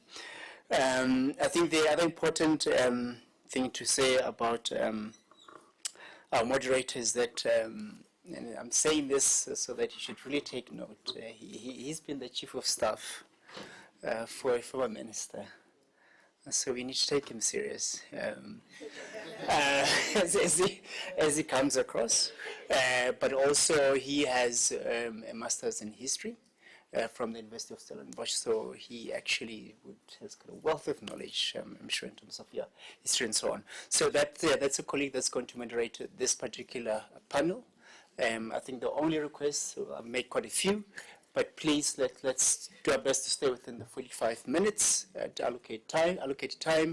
Panel members don't have to respond to every single question. Moderators can select questions that they maybe think are important, and that way we can just be incredibly strategic in how we raise questions. We're going to trust that you'll navigate us through this space very, very strategically. Thanks very much.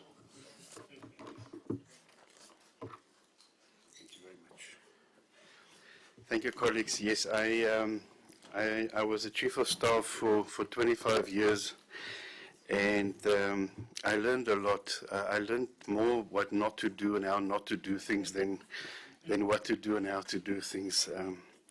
I'm not a minister, and I would never want to be one. It's better to be behind the scenes. MMC protocol, all protocol observed. I think this has been a fascinating session, and it's going to continue for another 2 days. And there's been a lot of words that's been thrown around. One which is very close to my heart is the word of dignity, because that's what we do. In human settlements, that's what we do. We build houses because we want to restore dignity, apart from all the other benefits. And the sanitation is linked to that. In places where we're unable to build at the pace that we're supposed to build, one can at least do the sanitation part. We did a IBT summit in February, Gallagher Estate, and I'm happy that quite a number of the colleagues here were in attendance.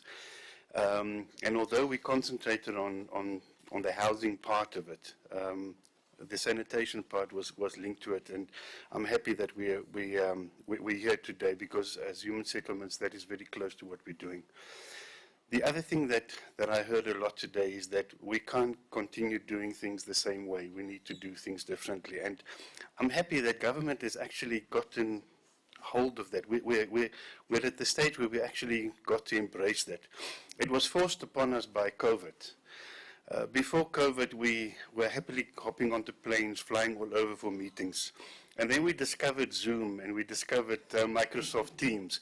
And suddenly we have these 10 meetings a day with colleagues from all across the country, and we're making progress. And that's innovation. That's innovation. That's how we do things differently. So even small things like that helps us quite a lot.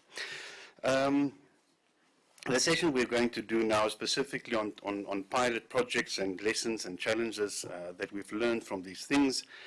And as I've indicated over today and tomorrow, we'll be reflecting on the urgency of addressing South Africa's sanitation challenges, the growing pressure of water scarcity that DDG has been telling us about, climate change, rapid urbanization, and the need to provide safe and dignified sanitation services to all communities. We've heard that innovative sanitation solutions are no longer a future possibility. They're already being tested. We've just heard about the system owners who are exhibiting outside, who say, we have the solutions. We have come up with the plans. How do we take hands with you? How do we get together? And how do we make sure? But the true test of innovation, colleagues, is not whether technology works in theory, but whether it can be implemented successfully in real communities under real conditions and at a scale that makes a meaningful difference in people's lives. While many pilots have demonstrated the potential of innovative sanitation solutions, scaling these initiatives beyond demonstration sites remains a major challenge. This session that we're going to have now seeks to draw practical lessons from municipalities and institutions that have implemented the WESS pilot projects and demonstration programs. And the goal is to understand what has worked, what has not worked, and what needs to happen for successful scaling and long-term sustainability. Today we want to move beyond the technical specifications and focus on practical experience, what worked, what did not work, what barriers were encountered, how were communities engaged. I want to interrupt myself on that one, and I want to agree with the lady who was speaking here to say that we have found in human settlement when we introduce IBT housing projects that communities are not necessarily against or opposed to innovation. They want to understand it. In housing, we have what we call the knock test. When you have these IBT houses, people tend to knock the walls. And if it sounds hollow, then people are a bit more skeptical. They want to hear brick and mortar. But it's only because they've not been taken into confidence and they've not been explained the process and that it's not inferior. In fact, some of these IBT projects are more sustainable than some of the brick and mortar. But in any case, having said that, I have the same predicament as my previous colleague. We also have one photo that's of a person who unfortunately will not be joining us. So maybe that was the way it is. Our first panelist I want to invite is Mr. Koboka, who's a Senior Infrastructure and Project Management Leader of the City of Cape Town. And I was in Cape Town when we had those droughts a few years ago. And we had a mayor who was very active in that space. And the first thing all of us did is to put bricks in the cistern so that it doesn't flush with as much water as it used to do. And I'm hoping that you can give us some feedback on the processes that were done at the time. He leads the delivery of complex cross-function infrastructure programs that strengthen urban resilience and sustainable service delivery. With extensive experience in the public sector, he specializes in translating strategy into implementation through innovative climate resilient solutions that address water security, rapid urbanization, and aging infrastructure while improving access, efficiency, and the long-term sustainability of water and sanitation services. Mr. Koboka, would you like to join us here? Then an old friend of ours who have joined us in webinars that we've hosted specifically from on sanitation, Mr. Philip Majeke, who is a process engineer with over 14 years of experience in the water sector and currently serves as communications manager for the South African Sanitation Technology Enterprise Program, SASTEP, at the Water Research Commission, which is an entity that falls under the Department of Water and Sanitation. He holds a B Engineering in Chemical Engineering and a B Engineering Honours in Environmental Engineering from the University of Pretoria. He plays a leading role in advancing innovative sanitation technologies and is seconded to the DBSA Water Partnership Office to support the scale-up of water-efficient sanitation systems across suitable markets and application. Mr. Majeki, if you'd like to join us, please. And then we have another colleague from Gauteng, Mr. Baloy. He's the Director of Informal Settlements Upgrading Programs, USIP, at the Gauteng Department of Human Settlements. He's a registered professional planner with extensive experience in town planning and human settlements development. He leads the implementation of informal settlements upgrading initiatives, including the piloting of alternative sanitation technologies across 5 sites in Sedibeng and Rand West district municipalities. His work focuses on expanding access to sustainable sanitation services and improving living conditions through innovative community-centered human settlements intervention. Mr. Baloy, if you'd like to come and join us. Mr. Malloy also has a presentation that he would like to share. I was wondering if we can maybe cover a few questions and then you're welcome to your presentation. Am I correct? No problem. Okay, perfect.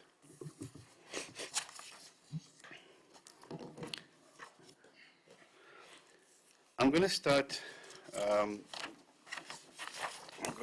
off with Mr. Gaboka, and I'm going to use my position as chair of this session, not of the bigger session. And I would really like you to speak on on the initiatives that have flown from the drought, because that really forced the city of Cape Town into making some decisions well known. My first question to you, Mr. Gqoboka, is the City of Cape Town has explored a range of innovative sanitation approaches in response to water scarcity and service delivery pressures. Can you please share some specific pilot projects or innovation programs implemented by the city and the rationale behind them, please? Thank you very much. I'm not sure if I'm audible. Am I? Okay, no, thank you very much, yeah. Thank you very much. I think the MC or the project director mentioned that, look, people are not kept entertained. I hopefully that this session will be more interactive, at least to keep people awake and try not to read, especially when you respond to these things. I think for me, I want to start from the drought that we experienced in between 2015 and 2018. Whenever we know very well that now we know that every 11-year cycle, there are two things that are happening. You've got a drought, you've got flooding, right? And then because of the world's becoming warmer, then that means that as engineers and scientists, we need to come up with the innovative solutions, right? And what has happened at City, look at that challenge that we had about the drought as an opportunity for us to explore an alternative solutions, right? And in that space, that's where now we had to come up with the innovative solutions, and City wanted to come up with something that is scientific, solution-driven, that's going to be able to impact the communities and the people in terms of improving the service delivery while you experience all these climate changes. And what the City of Cape Town has done is they've got the three key innovative solutions that they're dealing with. One, we are driving the issue of WESS, right, in terms of, we've got challenges in terms of the climate, we've got the water scarcity, scarcity in terms of the water shortages within our city. And it's also our bulk infrastructure. We've got a constraint within our bulk infrastructure, and WESS become that alternative solution, right, which is going to be now what you know as a normal, I think that's what Jay mentioned. The WESS is going to be a driver, and then like the waterborne solution become the alternative in this space. So City of Cape Town have already started about identified five key areas where they were enrolling their pilot project, of course, with the support of the Water Research Commission and as well as the Gate Foundation. And of course, they're part of the two partners that are here in the exhibition. They are part of that. So this the technology that you see on the side here, we are already enrolling it. We are already now going to scaling up that part. And the results so far are already giving us the positive indication that this is the future. This is the way to go. And then one of the pilots that we're also doing with Border is the decentralization, as well as the last one is the pay user, because we're also looking at the different type of solution in terms of how can we improve in terms of something very similar to the chemical toilets, but much more improve in terms of align with what we need to do. But now we're looking at in terms of generating revenue with the pay user system. So that's what City of Cape Town is doing, and it's also exploring a different solution. Thank you very much. Thank you very much. Mr. Majeki, one of the challenges we have in human settlements are those houses we need to build in mountainous areas. You're looking at the northern parts of the Eastern Cape, the majority part of KZN, where we are, I'm hesitant to use the word unable, but let's use the word, we're unable to provide bulk services. And I'm very keen, I'm sorry, I'm deviating from your questions here, but I know this is something that the Water Research Commission has actually been very involved in. I'm very keen to understand what are we missing? Why are we unable, when we provide an IBT house in a mountainous area or an area where the local municipality is unable to provide bulk services, why are we unable to provide at least decent sanitation? What is the Water Research Commission's options for us here? Good afternoon, everyone, and thanks, Francois, for that question. So the reason for that is that I think planning is very important, to plan together, which is one of the challenges we are having, where human settlement planning and water and sanitation department within the same municipality, but also across provincially, are not working together with regards to doing projects, and that results in more like now the other one, blaming the other one, but I think there should be a more coordinated approach in that, so that then from there we can even say, if you are planning for the next 20 years or 5 years in these types of areas, these are the options that you can look at for in terms of providing dignified sanitation to those areas that will be site-specific, as it was already initially mentioned here by the previous panelists, to say also it will be context-specific, but I think the planning and coordinating to work together is what is vital. Thank you very much. I invited Mr. Majeki to participate in a webinar we hosted in March, specifically on IBT solutions for sanitation. And I can share it. This is a closed meeting, so I can share it here. One of the saddest things for me, the feedback I got afterwards, were people saying, who is this Water Research Commission? What do they do? How do we access them? How do we hear what they're doing, and they're doing incredible work, but we didn't know they existed.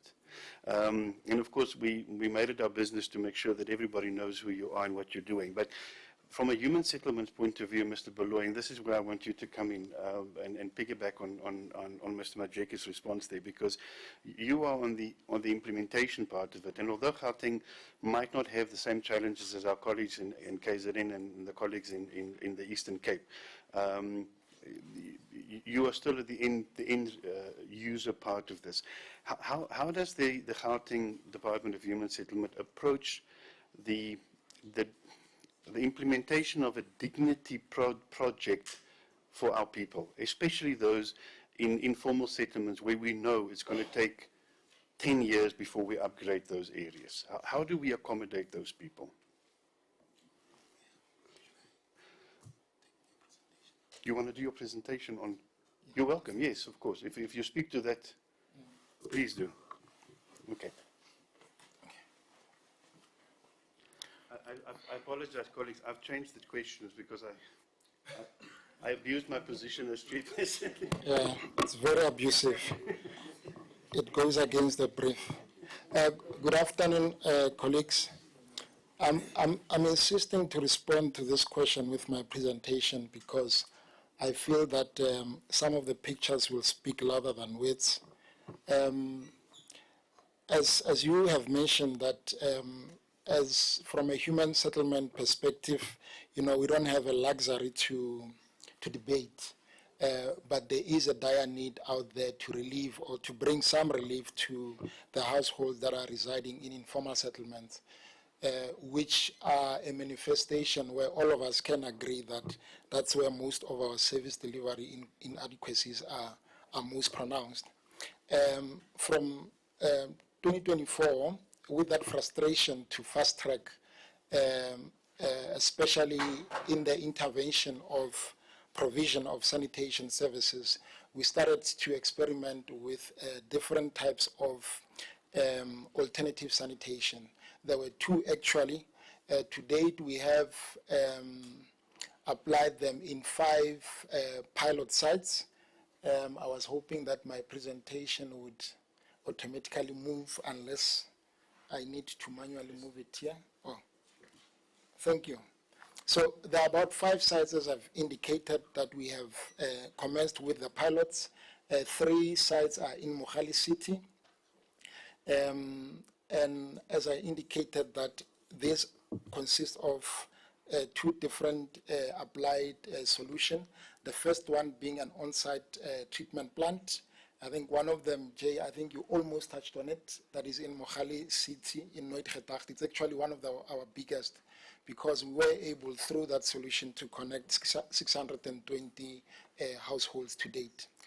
What has happened is that the technicality behind it, in order to accommodate all of the households, the informal settlement was divided into 3, and then 3 plants were actually put.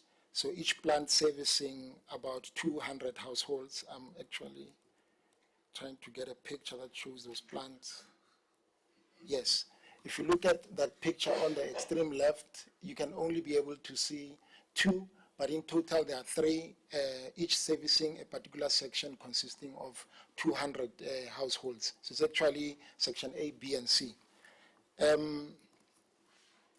Some of the sites, I won't necessarily go through them, but I'll just sample sites that we have applied different solutions. So the same solution was applied in Vulindlela, which was providing for lesser households, about 50 households. But the other solution was applied in Seoul City, where we are deploying 2,310. So these are individualized units with a septic tank. It is commonly known as a soakaway. So the solids are treated individually. It's an independent unit on its own, which can easily be assembled and be taken away. We are doing that in Seoul City, that is still in Mohali City. We are also doing it in Bupilong, in Mfuleni, 404 units. Cape Gate is a similar solution as in portion 80. I won't necessarily go through that. This is what a soakaway looks like. That is being implemented in some of the sites that I've been that I've mentioned. The treatment plant, and these are some of the pictures in Bupilong.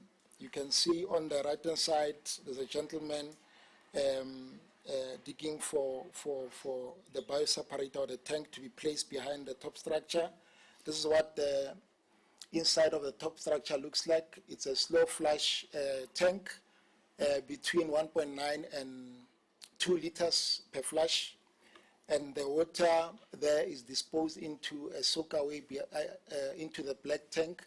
And over time, when the tank gets full, the water is soaked into the soil. So there are tests that are frequently being conducted to make sure that the water does not contaminate the groundwater. So these are some of the pictures of the implementation that is currently taking place in Seoul City in Mohale, one of our biggest project sites, like I said, 2,310. This is one of the pictures in plot 11, where we've done for 50 households.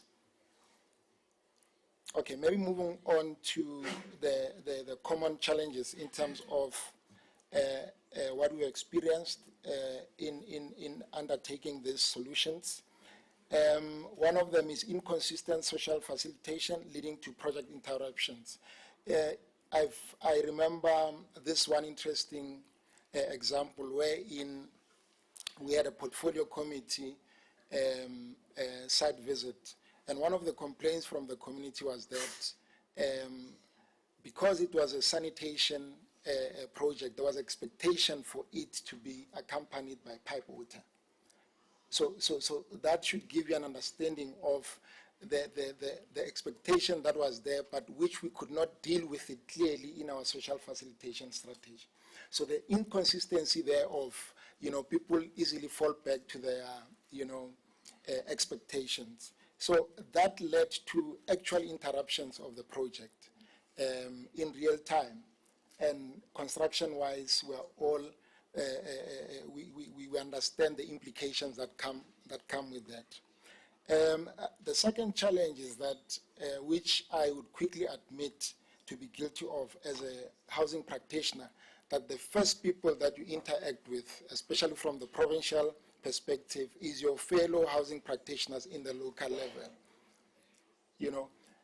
At the last end, when those systems need to be taken up, now you remember your colleagues at the infrastructure section.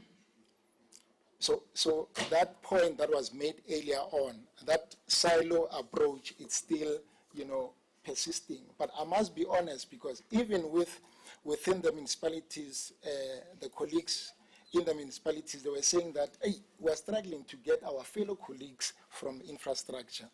So those are some of the challenges that we experienced, and that delayed, the different players to move along in the same understanding in a way that would fast-track the uptake of these solutions. My colleague in the city earlier on spoke about, the real test is how these systems would fare in the different contexts that we have. And naturally, I'll be speaking from, informal settlement upgrading. I'm sorry, I'm going to have to ask you to wrap up. No, you can do a conclusion. Right. Okay. Yeah. All right, sorry about that. Even though I'm in charge, I still report to a higher authority. I think that the time allocation must be informed by the interesting facts of the presentation. I think this panel should have been allocated more time. Yeah. Maybe just to cover one last challenge is the improper use of the system. In portion 80, one of the biggest problems that we have is the grey water that keeps on being dumped into the system, which overloads the system, and the efficiency of the system is then goes down. So those are some of the challenges. In terms of the lessons learned, maybe let me not go deep into this, and maybe pause the chairperson. Thank you very much. I do apologize. If I had it my way, we would have continued until the end of the session. But Mr. Below, your presentation, I'm sure, will be shared with colleagues. I think it would be important. I'm going to give each panelist the last question, and I want you to not necessarily restrict yourselves to the question, but whatever else you think needs to be shared. Mr. Kawoko, in terms of your, I don't like the word challenges, but for the purpose of what we're doing here, the word challenges is very suitable. Were there any unexpected lessons that emerged during implementation of the sanitation projects that changed the city's approach to sanitation innovation on your side? And again, I'd like you to touch base on the drought aspect, because it's in times of crises like that you come up with clever ideas. You're forced to take initiative. Okay, no, thank you very much. I know from the first question I was left with a minute and a half, but it's fine. I think I'll do justice on this one. Chair, I think before I respond to that, as a City of Cape Town, for instance, on the 3 pilots that we're doing in terms of pay user, the WESS, as well as the decentralization. For instance, the 2, which is we are currently busy with the monitoring of those, which is pay user, as well as the decentralization. However, on WESS, what we have done, before I respond to that question, we have taken an approach whereby we develop a monitoring and evaluation framework strategy, whereby we look at the data itself, right, in terms of what does it tell the City of Cape Town. So we've used 4 indicators in terms of looking at the performance. We're looking at the environmental, we're looking at the technical aspect in terms of the performance of the system itself. Thirdly, we're looking at the social acceptance in terms of does the community accept this? And then last but not the least, which is on the financial viability of the system itself. So from that, because that's why the lessons we draw from that, because the data and evaluation, independent evaluation that we did as well, we're monitoring, but further to that, we appointed an independent evaluator, which is looking at what we are doing as well, whether can we scale up this in terms of resolving the challenges in relation to the scarcity of water, right, in terms of save water in with the approach that we're doing. And then the outcome of that, it indicated that, look, we can be able to scale up. However, we need to do that incrementally so, because there are some few lessons that we learned from that. Part of that, in terms of responding to the lessons on that, for instance, on the technical aspect, we learned that, look, based on what we assume in terms of the civil side, because we're looking at the civil component as well as the technical component in terms of the mechanical and electrical, chemical aspect of that with the civil. Then what we have picked up is that, look, what we had to do at the beginning, we should have done a rigorous approach whereby we're looking at the core design, right, in terms of detail, firstly assessment of where we are locating the site itself, and in terms of the input of the community, where are we putting it that as well, and the core design, which should be inclusive from what my colleague has mentioned, whereby the community will say, nothing for us without us, right? Those are the lessons that we're able to draw from that aspect. And now, the last but not the least, in terms of the technical aspect, we have learned that we need to improve the level of monitoring during construction, monitoring of the control process in that aspect. That's the area that we felt that, look, we need to put more resources on that aspect so that we can be able to speed up how we scale up as well. The other last part is in terms of the social aspect, whereby as much as we do engage the communities, as my colleague is saying, but you need to have the ongoing processes, because today the community is happy with what you are doing. However, once the community does not like and enjoy that anymore with the challenge that it has, then that's where you start to pick up the level of vandalism. Then hence you need to have the continuous processes, and where the intervention, you instill that as well.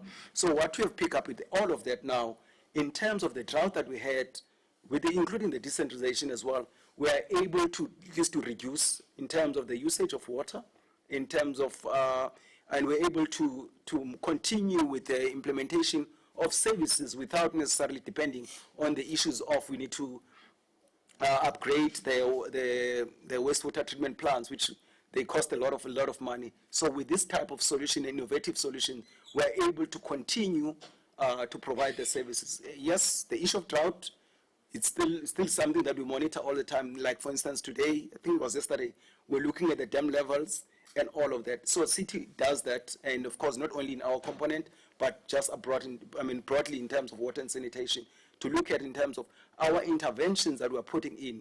Are they responding with the climate changes, responding to the demands and needs of the communities? So that's what we are doing at the City of Cape Town. Thank you very much. And clearly you're able to quantify that, because you can measure the results and the outcome. And I hope the colleagues who are recording this would be able to give us a summary of the lessons learned both by Gauteng and by City of Cape Town, because I think those are the kind of things that we want to share. Chairpersons, please just give me 1 minute. I want to ask Mr. Majeki. Mr. Majeki, based on the Water Research Commission's national experience, what are the most critical factors that municipalities should consider before investing in new sanitation technologies? And I think that it also came out earlier, I think, by DDG saying that there's no such thing as one size fits all. And I think that's basically what we want to establish from yourselves.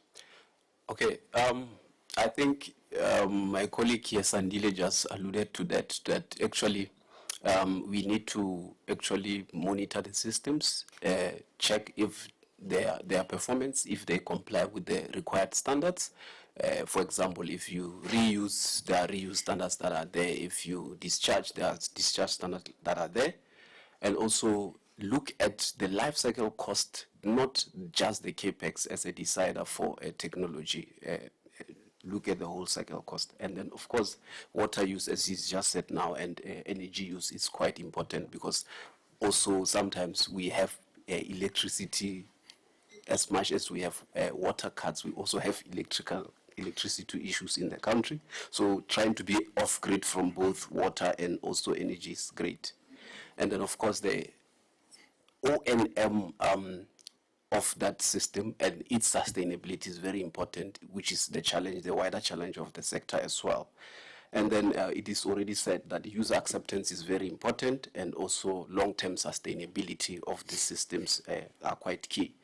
However, I just want to also add that there is this perception also, I say it's a perception, that procurement of the systems is onerous, is difficult. I would want to differ with that, because the WRC did a study that checked that are these innovations that are there in the market able to be taken to the market. We looked at the PFMA, we had the Treasury and the Chief Treasurer also being part of that study, and it was revealed that actually PFMA and MFMA do not prevent innovation from being taken up. They can be taken up. There is even a section that tells you if there's limited suppliers on the market, what is the processes and what are the processes, like single source, sole source, multiple bidding stage, and also a strategic source procurement method that could be considered. So sometimes what is the challenge is preparation of projects that are such that you tick those boxes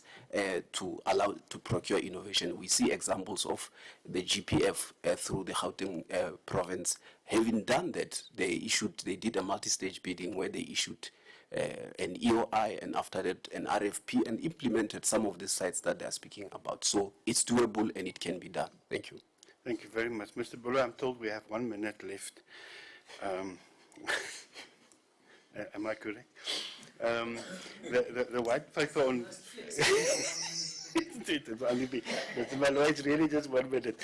But I want to say on the white paper on human settlements that was approved by Cabinet in December 2024, there's a specific section that deals with innovation and how innovation should be incorporated in the whole bigger human settlement environment, and that includes sanitation. Mr. Malloy, to finish off with you with that last minute that we have, when you do your planning, how easy or difficult is it to incorporate IBTs in general, but specifically on sanitation, into your planning process? Is it something that you're finding difficult to convince authorities of and communities, or is it a fairly straightforward matter? Thank you so much, and I promise to be very short. I don't want to risk you not approving my business plan. You're doing the dots. That's actually a very good question, because one of our objective was to use alternative sanitation, not to circumvent your land development processes, but to try and make sure that we deliver them without necessarily being subjected to your normal red tape. It also depends on the context and the type of the solution that you are applying. For example, if you look at the on-site localized treatment plant, there is some level of conventional engineering component to it, wherein you have to, dig trenches and put your pipes, and that requires your engineering designs to be approved. So that you cannot get away from. So it all depends on the context and the type of solution.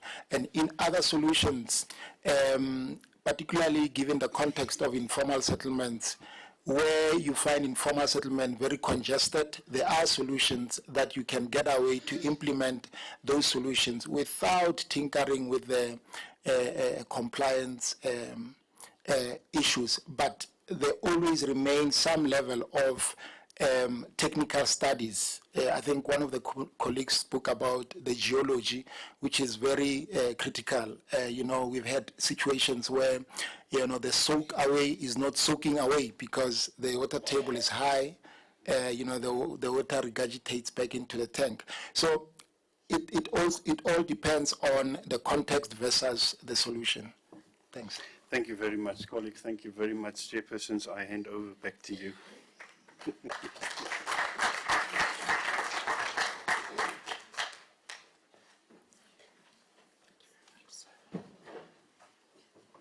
Should we take another hour and get them back? What do you think? I mean, really the most interesting stuff is exactly this. What are we learning from the pilots? Denver, you've been worryingly quiet, just saying.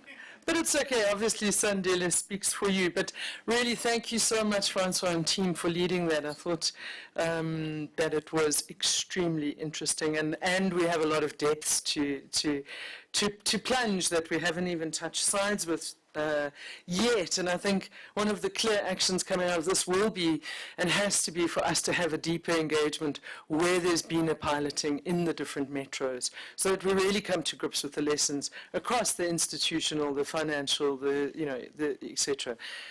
Dimensions of monitoring, in fact, that you spoke about, and we can be exposed in more detail, Mr. Beloy, to the kind of work that Joburg is doing. And so I think more depth on this would be, and I completely concur with you, and I think this is ambitious to try and cover in a session over a day and a half. What I would like to do now, knowing that we have another panel and we have another plenary input, is to start by introducing our next panel. So Mike, I hope you're feeling the vibes. Everybody, I'd like to introduce you to, because we really do not want to miss that call again, to Mike Makwela, who is the Senior Program Coordinator at Planact, who is indeed one of the reasons we're here today, alongside our MMC for Human Settlements. This is a Joburg-based NGO. Please feel free. You're going to stay? Okay, we're going to keep. And Mr. Makwela has for 25 years experience in community and municipal engagement. He's done all sorts of training on local government legislation, systems and structures, both for communities and municipal officials. He's an accredited facilitator, and so he's going to be very much on time, and holds an advanced diploma in public administration from the University of the Western Cape, as well as a master's in urban studies from WITS. He's co-authored publications on participatory governance and urban development, and he's a member of the International Association for Public Participation. Mike will introduce his panel to us, but can we give him a very warm round of applause and welcome? Great to have you. Now I've mobilized, including the MMC. Thank you. What a moment. To be the last person? Not quite. Not quite. All right. I have a voice of a unionist, so if I'm too loud, please let me know, because this thing sometimes just gets into my head. Well, let's continue with the case studies. I am going to be dramatic and actually invite my colleague first. I am going to invite Shumani Luruli from Planact.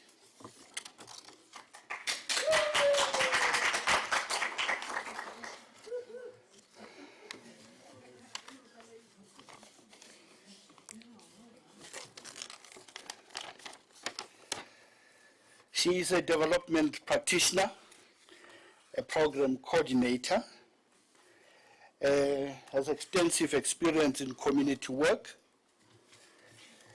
Whenever I'm stuck, I go to her.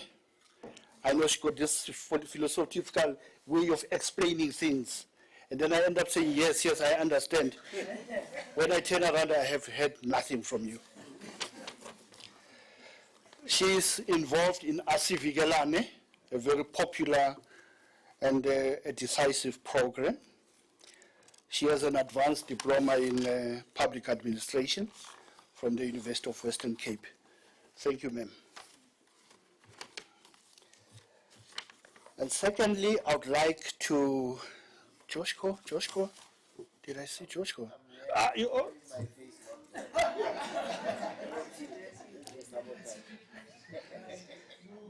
All right, Ntate Katlego, I am going to make up his bio because he decided not to provide that with his bio. Come on, brother.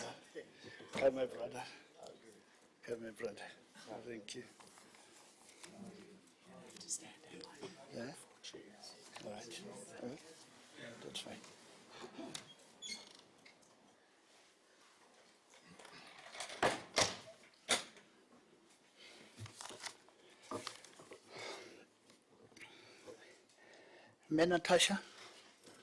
Natasha, I didn't see you. Huh? Okay. She comes from private sector. Sit next to me. Yes, yeah. She has worked in over 11 countries in Africa. She is bringing her experience to this conversation. And lastly, akamwana Tate, Kubon. Tate Valerie, Kubon. Sorry. Me Valerie.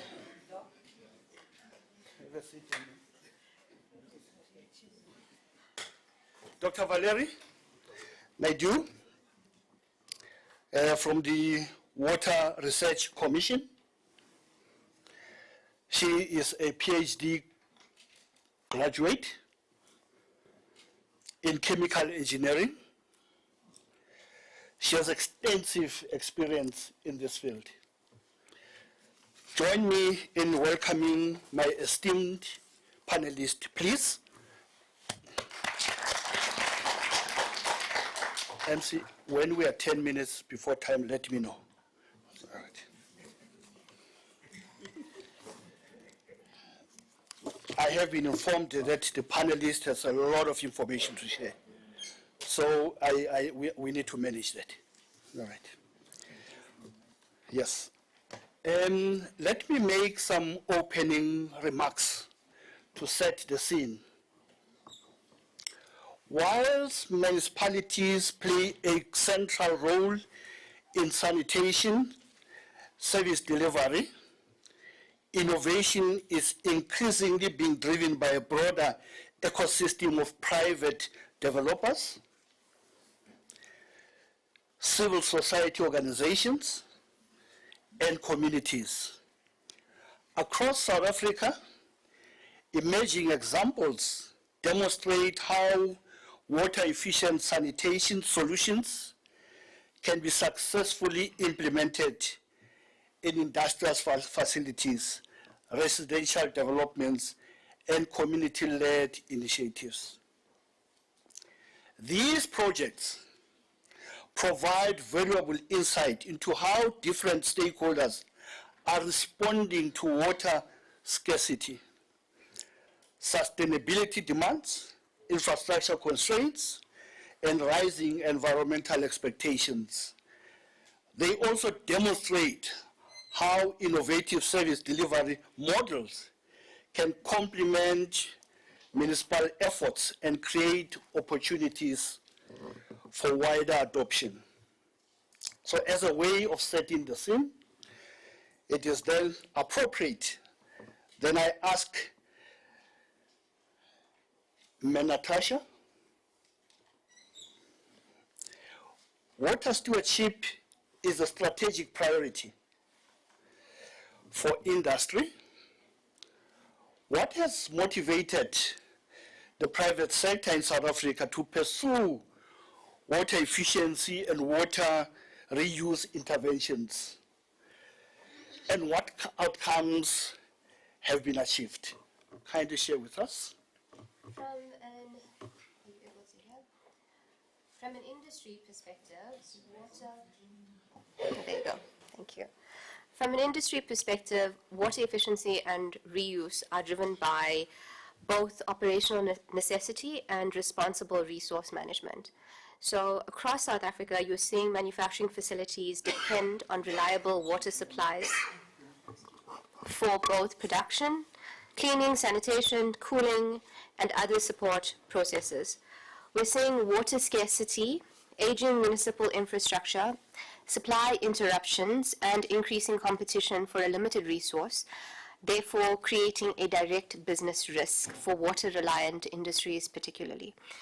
Industries typically starts by reducing unnecessary demand through accurate measurement, process optimization, leak reduction, improved cleaning practices, and better operational control. So not very, very dissimilar to what a public sector or utility would be looking at.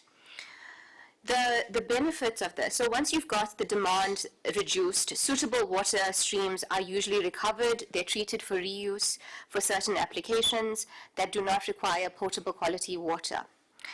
So this talks to very much what we're looking at and what we're asking the public sector to do in terms of balancing. Dr. Mathe mentioned this in his previous discussions as well regarding metering and compliance when it comes to mass balancing. This is also where industry starts. The benefits of this obviously include lower freshwater demand, reduced wastewater discharge volumes, and improved production resilience, which is ultimately what manufacturing industries are looking for. This also improves the control of operating costs, so the cost of incoming water, treatment of that water for food and beverage specifically, but also the cost of discharge, which is scaled based on which municipality you are in and can actually get very expensive. These interventions help industry maintain operations during periods of constrained supply, as you're seeing more and more interrupted supply from municipalities, provided that the reuse is implemented through appropriate quality, health, and environmental regulatory controls. But from a technical perspective, these things also make business sense, because ultimately what industry is looking for is business continuity and water security. Thank you. Thank you. Perhaps something to think about is which industries consume a lot of water and why? Is there a way of managing that? Something to think about, okay? I think we've had that perspective from private sector. It is therefore important to hear from Joshko, a very important entity in the space.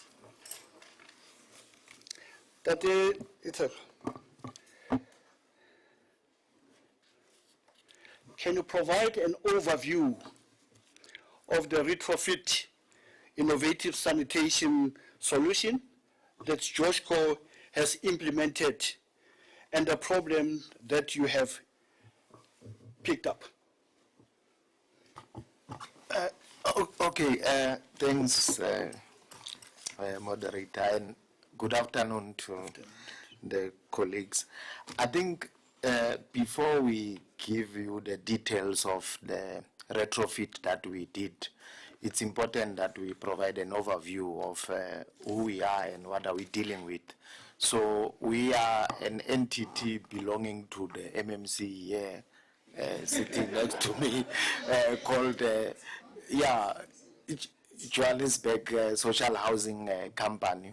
Basically, we produce, we develop social housing units, which are rental units only, as well as student accommodation.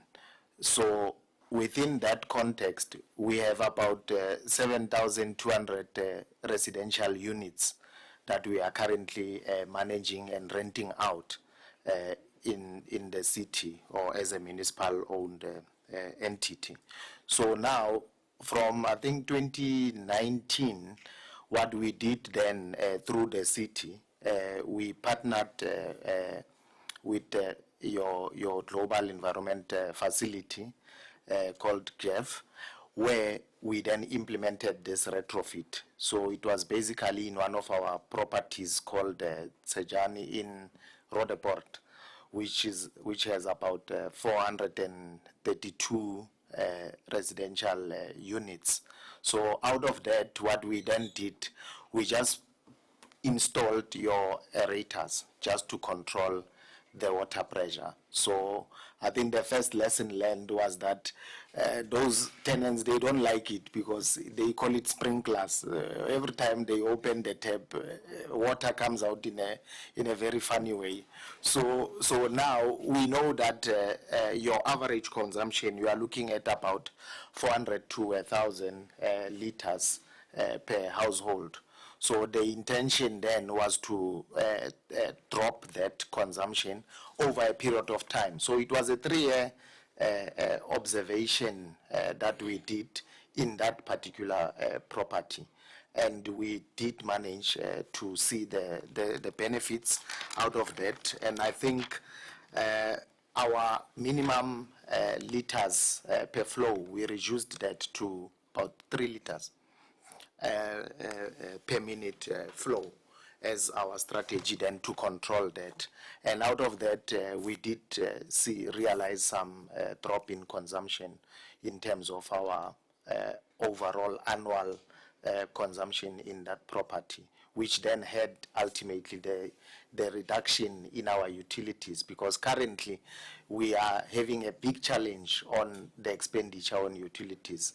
I mean, for all those properties, we are experiencing about 100 million per annum on utilities overall, including with water being the major contributor. So, thanks. Thank you. Perhaps for some of us who like to shower and fill in the bath and jump up and down on water, this is very problematic. However, it is important. It's a very important intervention. Let me then request, we've heard from private sector, we've heard from Joshko. Let's hear from the community side.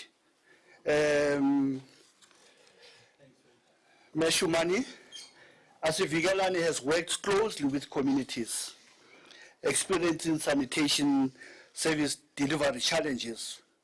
What sanitation realities are communities currently facing? And how can WESS contribute to addressing these challenges? Thank you. Good afternoon, everyone. Maybe to quickly just say who we are as well. As indicated, I'm from Planact, but I work with a number of other partner organizations across the country under the campaign called Asivigalane. And here in Johannesburg, in Mangaung, and other areas in Cape Town as well, we have what we call a sanitation hub, where we are looking at anything sanitation. But the work that we've been doing since 2020 during lockdown, if you go through to our website, you will see a massive work that we did with communities. When communities were not able to access water, access sanitation, we focus mostly on informal settlements.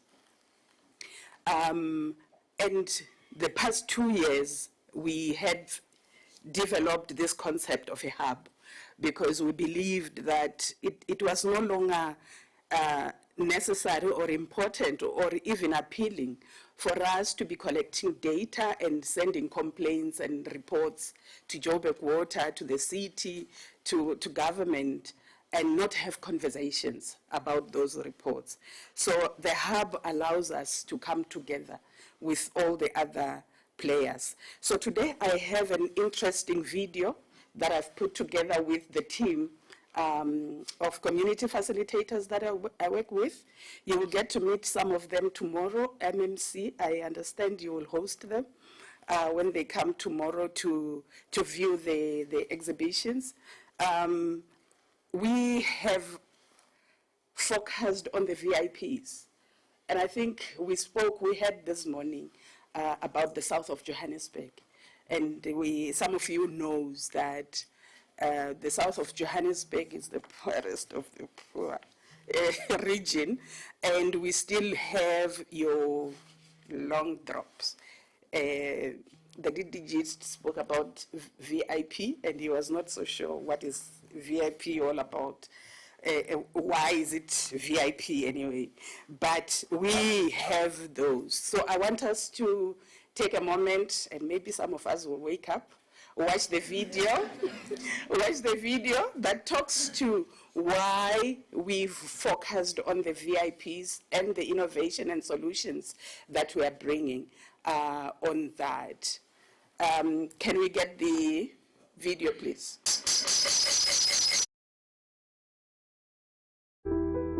My name is Shumani Rururi. I work for Planact. Today I want to talk about our work with one-to-one and for our campaign called Asivigalane. We have what we call the Sanitation Hub. Our interest on sanitation in the city of Johannesburg came about during COVID. Over the years, we zoomed into sanitation itself, looking at the infrastructure and the sanitation services in the city of Johannesburg. Johannesburg has got a lot of informal settlements. We have settlements that have the VIP toilets. We have communities that have got the chemical toilets. We've got communities that have communal ablutions, and some of them are your flushing toilets. So our interest is around the VIP toilets. We had to look at how these VIP toilets are being serviced, because the interest is about access for communities, it's about maintenance of those VIP toilets, but also about the safety.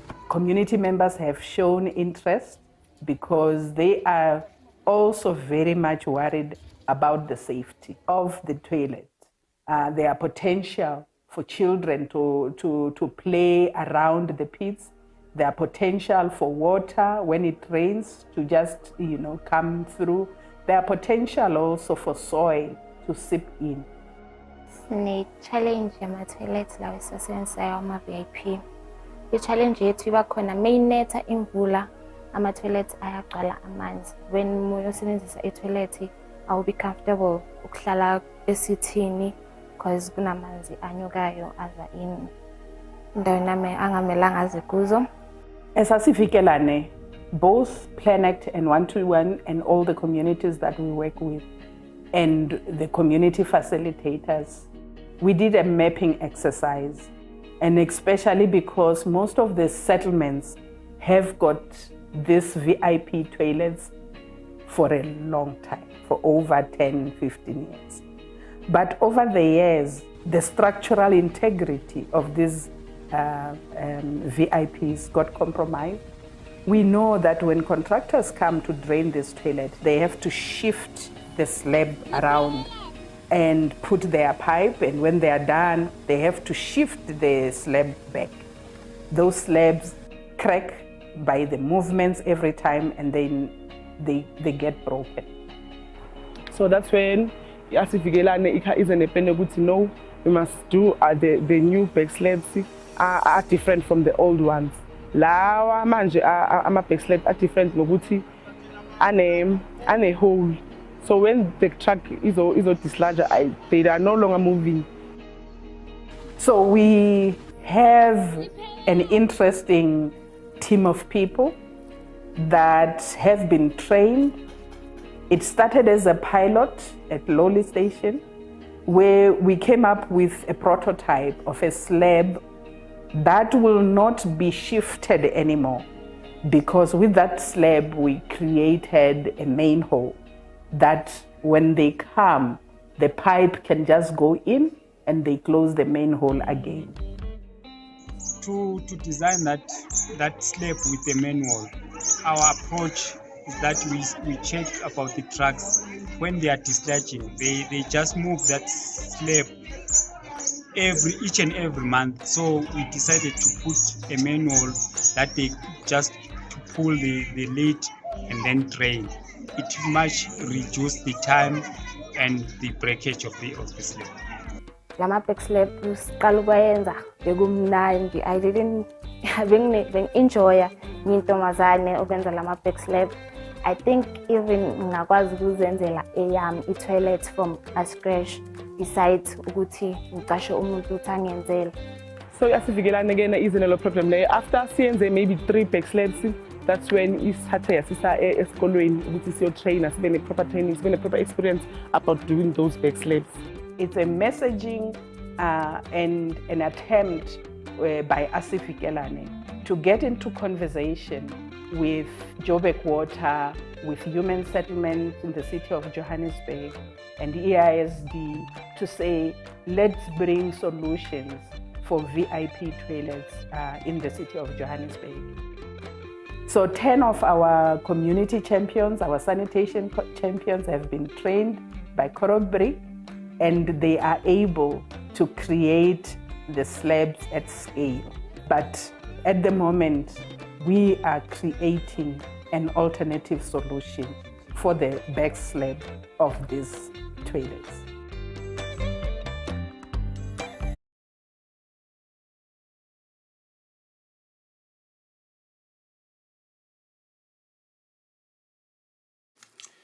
Well, we've had innovations, very, very interesting. May Naidu, we've had 3 speakers presenting their case. It will be interesting for you to pull it together. The WRC has generated a significant body of evidence documenting all these processes. From demonstrating project and field trips, field types. What type of evidence has been proven most influential in convincing decision makers, because that's where it is. That's where it is. To invest in innovative sanitation systems, and where do the biggest knowledge gap remains? Where is the knowledge gap? Thank you. Thank you, ma'am. Thank you. So I think if I look, we've got 24 demo sites under the SASTEP program. And thankfully, due to the support of Department of Basic Education, a further probably 44 water efficient sanitation systems on the ground. We've taken huge lessons from there. I think the first one is, from a social perspective, what gives us credence to say this is suitable is that all the social studies have shown almost a 70 to 80% satisfaction. It's also shown a vast increase in hygiene. So people are washing their hands using these systems. So I think you tick two boxes around the wash elements there. The second thing that has actually convinced decision makers is actually to really stress test the tech around the recirculation of water for flush. So now you don't need to draw off a municipal supply continuously in a linear flow. So you recycle the same. You just fill it up once and it just goes through. It might be that during minor or major services, you might take off a bit of water and then replace, but that's just the buildup of chemicals. So I think that's the second thing. The third thing I think that is really important is it's where you can put it in these scenarios. So for example, in these very dense spaces, especially where informal settlements, to some extent, I know we're going through a formalization process, but is that really the future of the housing? I think Mr. Human Settlements was pointing out to the fact you almost need like a 10-year period within which they do the housing and they catch up. So how are you going to then provide those services? And I think these systems fit within that space. So I think the lessons that I learned from a technical point of view, it's doable. So the technology itself is not an issue. And I just want to remind, and I think the technical people in the room should know this, we asked for a perfect solution around WESS. And we think that because we're rolling out a design on a biological nutrient removal system, a centralized, that it is going to actually meet the standards. I'm talking about the water quality standards. Yet all the green drop results are showing us we've got large centralized pollution occurring across the country. So while we're trying to debate whether to move centralized or decentralized, my view is that the technology is ready right now for scale up. And we shouldn't be looking for perfect right now. We should be working and engaging to try and improve as we go along. So I think those are the big lessons that decision makers like DWS then saw a program that was able to consolidate knowledge and then be able to standardize knowledge to the various stakeholders. Thank you so much. Two things to think about. How do we scale up this kind of innovations? Okay. The backside of the question, what are the expectations? What are the limitations? What are the possible pushbacks? I think we need to grapple with those issues. The National Development Plan makes it very clear that the reason why we are scared of innovation is because we are comfortable in what we're doing. The second comment that I want to make is to remind us about what the old man said. It all seems impossible until it's done. Until you touch it, until you do it, it will not happen. Just want to wrap it up, and I want to give each panelist 2-3 minutes. What are some of the takeaways from the process that we have engaged in? That it is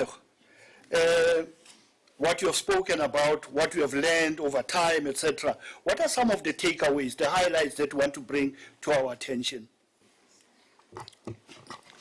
Thanks, Chair. I think for me there are 3 issues because I always advocate for pragmatic approaches. The first one was that we really need to pay attention to meaningful and effective citizen engagement, because it is key in whatever innovation that we are trying to bring.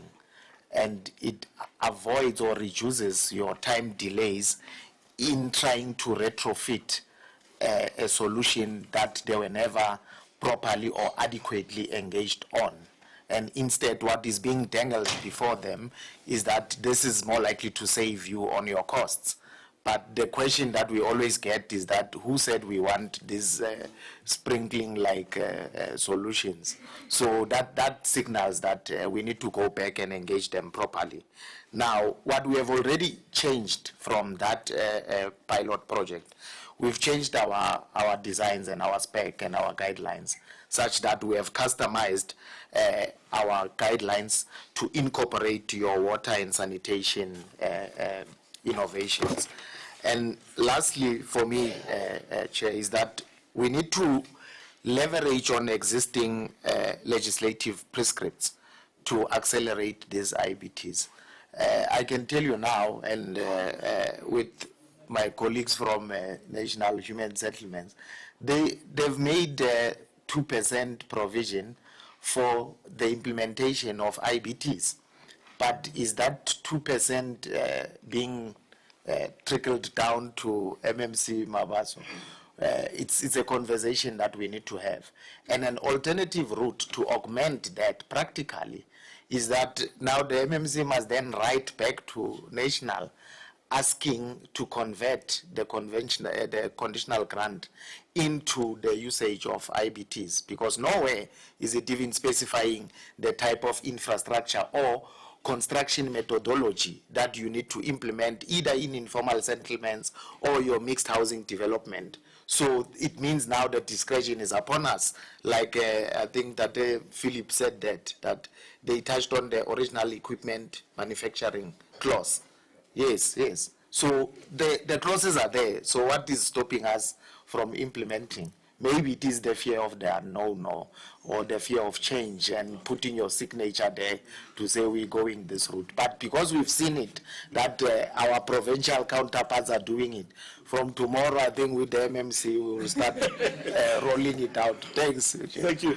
Menate, are you just 2-3 takeaways when we wrap it up? I'll keep it brief, Chair. Okay. So I think from an industry perspective, I understand that the industry contribution by volume might be smaller than what domestically is there, but the impact and influent load on municipalities and water treatment is significant. I think that the concentration of these needs to be looked at in a collaborative way, holistically. When it comes to water efficient sanitation systems, I think ultimately we need a holistic approach, as Valerie was saying, and as well as having more collaboration between the sectors, between industry and public sector as well. Thank you very much. Ms. Shumani? Thank you. I think from a community perspective, since this morning, I was very much excited. We've had a whole lot of innovations, innovative ideas, but the one thing that excited me is the whole legislation and the policy shifts, the whole framework, the strategies. And I think there is an opportunity there. And from the communities, we are saying, please, in the process of all this, communities needs to be consulted or participate or co-create. And I think the other speakers who spoke about problems, when they have to implement. So social facilitation becomes very important. It's not only just a tick box thing. It has to be real and get communities really, really involved. And I think as we are talking of alternatives and all that, there will be a very important step that we need to do to provide user education.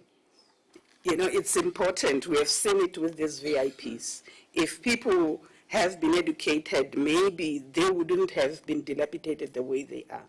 But also, we know that some of these facilities are of communal nature.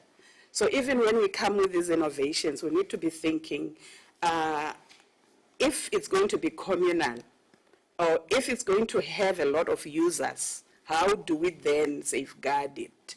And that's why we're talking of, undertaking life cycle budgeting, which is very important for the maintenance and repairs of all the temporal or solutions that comes up, especially for informal settlement. But we also have an interest, with sanitation to say, let's have proper fault reporting systems within our informal settlements, because we know it's easier for an affluent suburb to call or to use their, you call the bill, municipal bill, and to lodge a complaint. But when you are in an informal settlement where you don't have an address, you don't, it becomes a problem, because these systems needs some functionality. But yes, we're saying, please, let's plan from day one when we know that there is this. And of course, as Planact, we are here, and the partnership that we need, MMC, because we are working with communities, and we are there. As you have seen, the guys in the video, they are not in my office, they're in their own community, and they can represent some of these innovations and issues coming up quite fairly well. Thank you. Thank you. Menadu, wrap it up. We're left with 2 or 3 minutes. Yeah, so I think, let me just state, I think WESS is ready, so let's scale. I think let's let the private sector, the developers, the commercial corporates, guys that are driving green building, sustainability, ESG, be the first adopters. Let's drive the market so that the costs come down, that these technologies really start to become the ones that are used by the affluent first, and then basically it will slowly, gradually increase in the public sector. The second point is, I know I spoke about community acceptance as well as the increase in hand washing, but I believe we need a national campaign around how we have an engagement with our communities around public assets, where we are providing these assets free of charge. And yet, year on year, you have to keep going and replacing taps and pipes and solar panels. We want to drive renewable energy, but it's being stolen. And yet it's being put there for the benefit of communities. I feel like, to some extent, it's not a single municipality or a single department issue, but it's a national government issue to really go and set the message out about taking ownership of these infrastructure that is providing the services to you. And how do we do it best? And then finally, around the operations and maintenance. Colleagues, you cannot put solutions on the ground and think that you do not require operations and maintenance. It's like your car. You buy your car, you got to fill petrol. You got to do your annual maintenance, and from time to time you have to put replacement parts. I don't know why we've gotten into the space where we want to only budget for a capex, and then we don't want to actually deal with the opex. Now, there is an issue here, I understand, from a skills point of view. And I think from the WRC point of view, we're trying to talk both from the product ISO 3500 spec, but we're also trying to drive now what is the maybe minimum operator level certification? What would be a technician level certification for WESS? What would be an advanced WESS? And how can these skills be transferable in the sector? But we need all of the government departments to come together. Also put your budgets together towards the sustainable solution. So I'm going to leave it there. Thank you. 44 minutes, 30 seconds. I have the last 30 seconds. Thank you very much to the panelists. Well done. Thanks for sharing your experience. Thank you. Over to you, Chairperson. Thank you very much.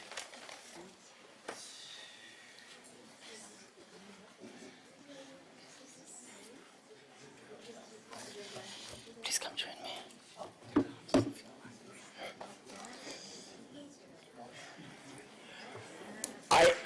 I do think that, yes, please. Yeah, that was a masterclass, and Tatamukwe, you just gave us a masterclass on how to do this. You literally saved us 2 minutes, and the messages were clear, crisp, on point. Really, I think that is really well done. Thanks very much, colleagues. Just some powerful takeaway points. Dr. Nadi, you said this. I think it was a very clear, well-made statement. WESS is ready. Let's upscale. For me, it doesn't get clearer than that. And then the point around a public awareness campaign to make sure that we mobilize our communities so that they can appreciate the assets in the places where they stay. I'm sure a lot of us have been in workshops, meetings, conferences, where we hear about how our public assets gets vandalized. It's one of those things that MMC we probably would need you to lead us on. And then another point that reminded me of the earlier conversation that we had. Dr. Nadi, you spoke to it as well. That says, let's put our budgets together and go and actually implement this. And in my mind, I'm thinking MMC and colleagues from the Department of Water and Sanitation, other government departments, even settlements. Those of you who've heard of the DDM, we spoke about one plan, one budget, one something, one district. The idea of practically putting one budget into a pool and actually implementing, given the current government systems of PFMA, you name it, it's very, very difficult. But it's probably one of the most important things that we need to do moving forward. The point here is, in further conversations, workshops, conferences, we have got to think about those things that we need to do differently. And for me, one of them is this idea of how do we put club budgets together and actually co-implement some of the solutions that we have. What this panel did for me, through even that powerful video from Planact, it led us nicely into the last session that is going to be about strategic partnerships and key enablers for the city to transition to WESS. So you already had, I think, Dr. Naidu, the other colleagues talking about the importance of partnerships, of working together. So Mr. David, how do you say this name? Levert is going to tell us about that, about the whole notion of partnerships. And I'm hoping that this input is going to make it really practical to say, how do we get these partnerships working? And throughout the day, I have heard everybody saying, let's work together, let's collaborate, let's do things together. We have fantastic research institutions, we have other private sector willing to come through, but the question is, how do we actually do it? Can I just invite David to come through? There we go. David, I think, can you do this in 10 minutes?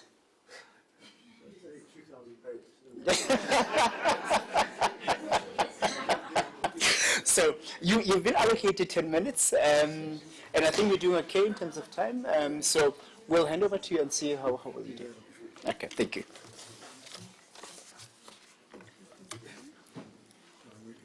Yes, please.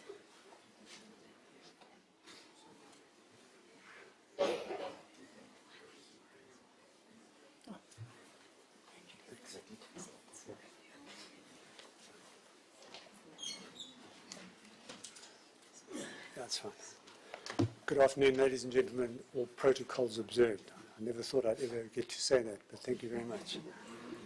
Thank you very much for inviting me here. I've enjoyed the presentations. I'm not a water engineer or a sanitation engineer, so I've enjoyed hearing about water and sanitation. Obviously, I use the facilities every day. And it's good to hear that sanitation has moved on from what I heard was alternative sanitation like 30 or 40 years ago. So it's nice to hear that we can actually use sanitation and use less water.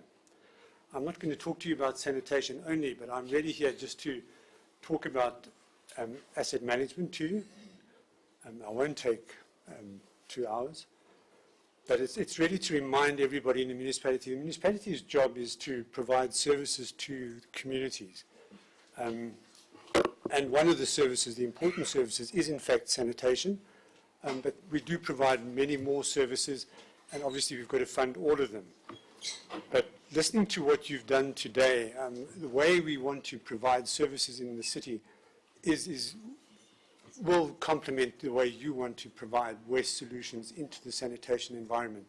And I think that was really important. It was really good for me to hear that as well. So, no, this isn't going to work. I need to read my notes. All right, so I've just spoken to you about it. So what we're really talking about is, that's fine, I can't see. I need my glasses. The computer's fine, guys. It was just it was the human bit. Yeah, so what we're trying to do in the city is to really reinforce the idea of the long-term approach to providing infrastructure, and then to institutionalize that process of providing the infrastructure. Now, National Treasury over the last 2.5 decades has worked with a number of municipalities, a number of national departments, and developed the IDMS, and for the cities specifically, the CIDMS, which talks about infrastructure management and the systems approach and the toolkit that we can use to provide infrastructure. And both of those systems, the IDMS and the CIDMS, are aligned with the SANS ISO 55001, which is really this standard for an infrastructure asset management system. But before you get into the detail, this is really what we need. Yeah. This is how we decide what services to provide in the city. Now, obviously, the Constitution and legislation tells us what we must provide, and to some extent even gives us a level of service that we must provide all the time. So that's really one of the things that you guys, when you talk about WESS, but you talk about the solution. The service is, and somebody mentioned that sanitation isn't infrastructure, it's a service. And that's really what, if all good infrastructure managers, and I don't really want you to take me up on that too much, but we must work out ways of providing the service without using infrastructure. If we can do that, that's first prize. Because the minute we provide infrastructure, we've got to obviously operate and maintain that. So really on my yards, the left-hand side, we've got a need which is really stipulated, and people understand what they want in terms of services when they move to an urban environment. On the right-hand side, we've got how we supply that service. And remember that supply, and you've been talking about it the whole day, is not just the infrastructure. It's the systems that support the infrastructure. It's the people that operate and maintain that. And it's obviously the people that use those services. So that way of using the services is also part of the service delivery. We end up with a gap. We then get down to our options, and what options, we must identify those options and not just accept that the first thing that comes to mind is a solution for that particular option. So we've got to look at alternatives, and we've got to look at scenarios. So we don't just dig a trench and put a pipe in it. What is the scenario around digging the trench and putting a particular pipe in the ground? Are there other options? Are there better ways of doing it? And we've always, in fact not always, but we're really trying to bring about this alternative solution. When I say always, this diagram has been around for many decades as well. And you guys are now talking about the alternative solutions, which is WESS, and the new technologies. But you don't just want to stop at that particular new technology for the infrastructure itself. It's also the new technology of how we can deliver that service. And obviously, we must talk about bringing in digital systems into the work we do. By bringing in the digital solutions, we're going to try and make things, or we must make things more efficient and more effective. Right, so then we come up with the infrastructure plans that we need, and you've got the specific locations which really should be dictated to us in the municipalities. We've got these strategic development framework that tells us what type of customers we want in a particular area, and that tells us what type of infrastructure to provide in that area and what we can provide. So let's not bring systems that will work in a rural area or in a farm and try and make that work in an urban area. I've seen that happen in some places, and really that's not, it might be a very temporary solution, but it's not the solution for the future. And then what that ends up in is our COJ infrastructure asset management system. You've been talking a lot about the life cycle approach the whole day, and I just want to bring about a few nuances into this. and even my slide needs to be separated a little bit. But anyway, when we talk about planning, we don't want to just talk about the planning for the building the infrastructure and installing the infrastructure. We do want to talk about those long-term plans, the operating and the maintenance and the renewal plans, and how we're going to dispose of that infrastructure in the long term. But remember, we don't want to arrive with the infrastructure on the ground and then somebody says, this is now we can start planning for the operations and maintenance. That's not good enough.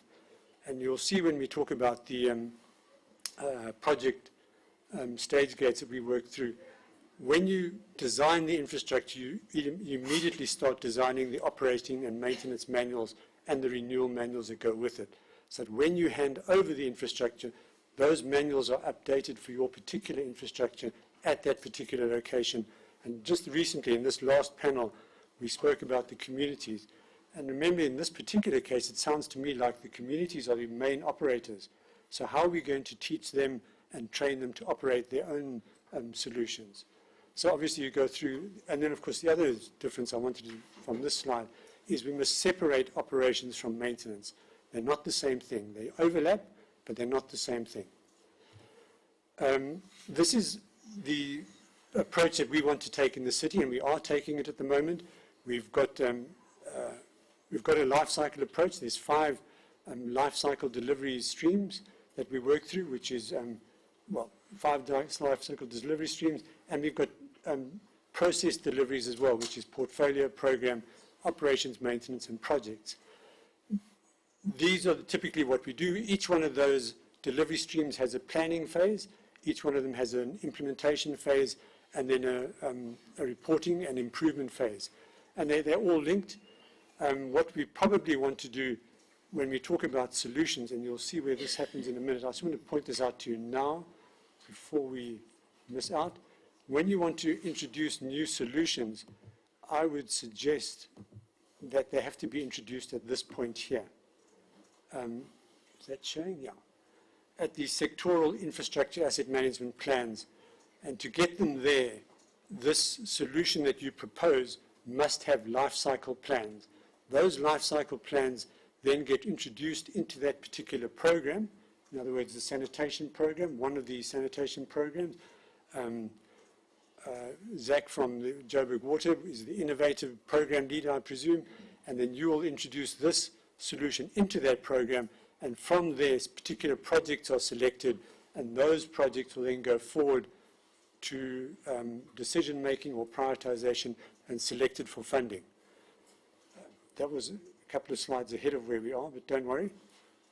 So that's how we go through our 5 delivery streams for infrastructure asset management.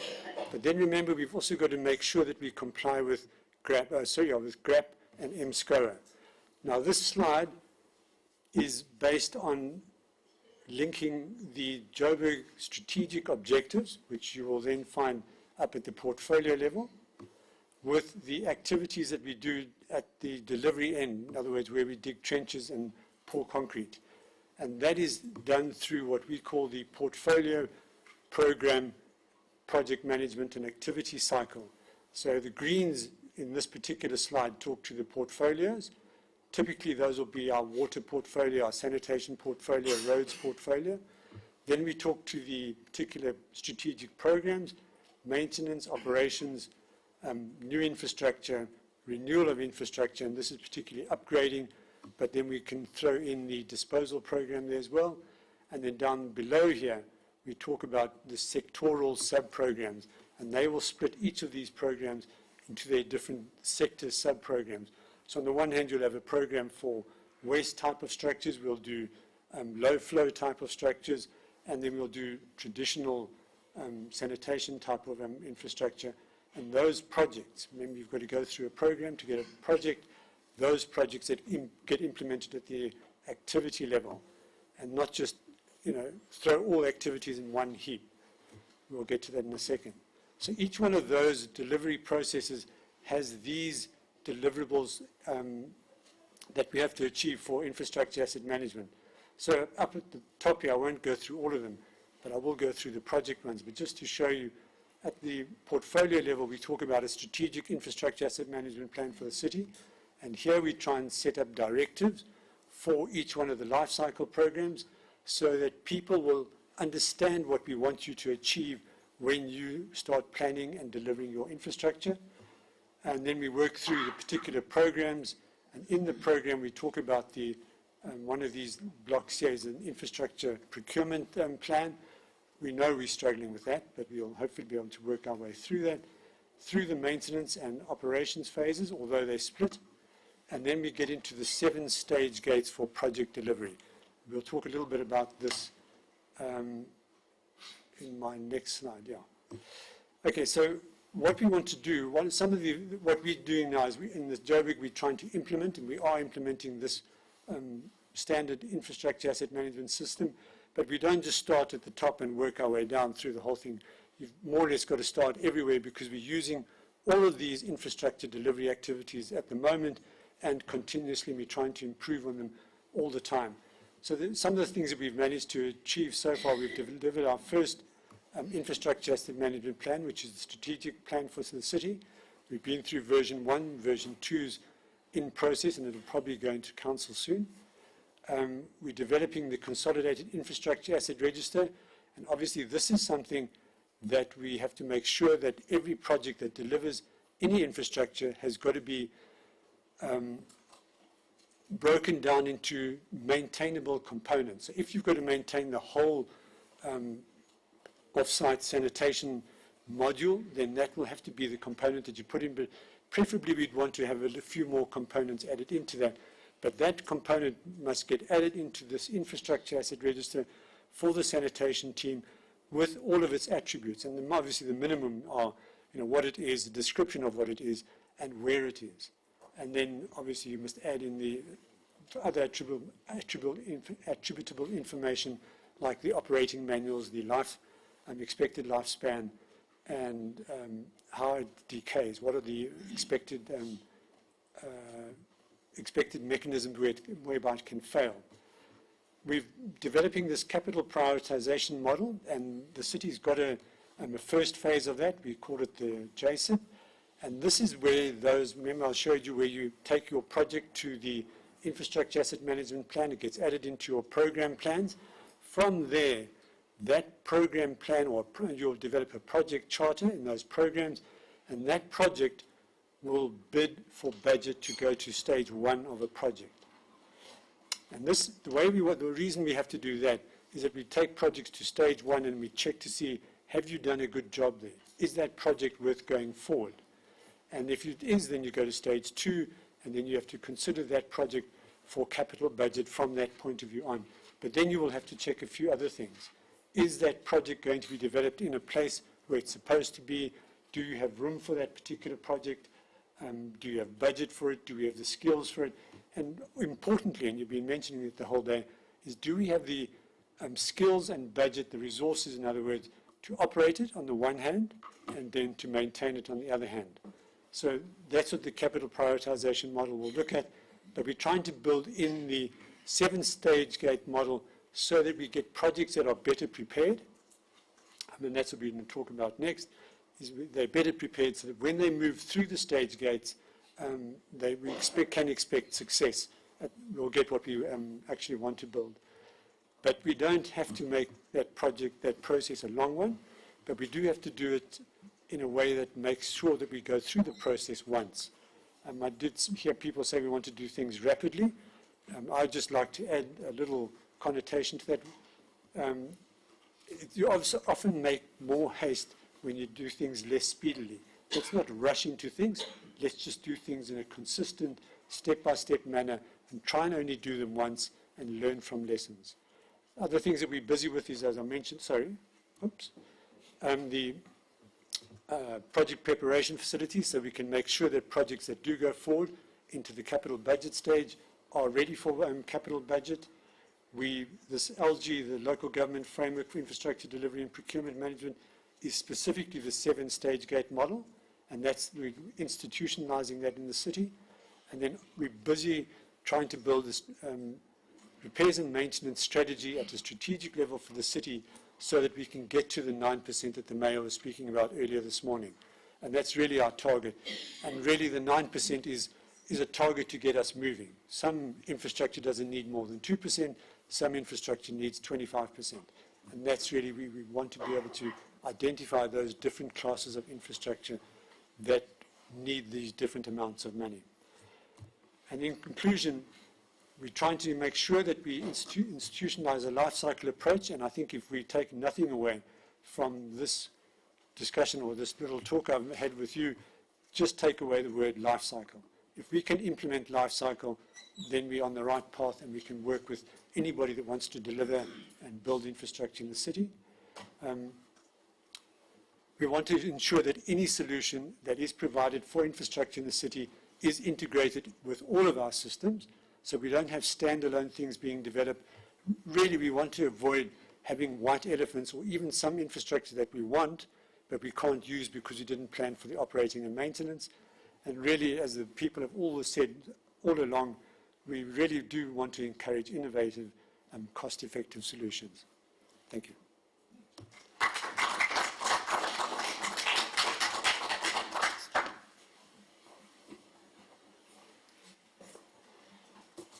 Sure. David, thanks so much for that input, also very much on time.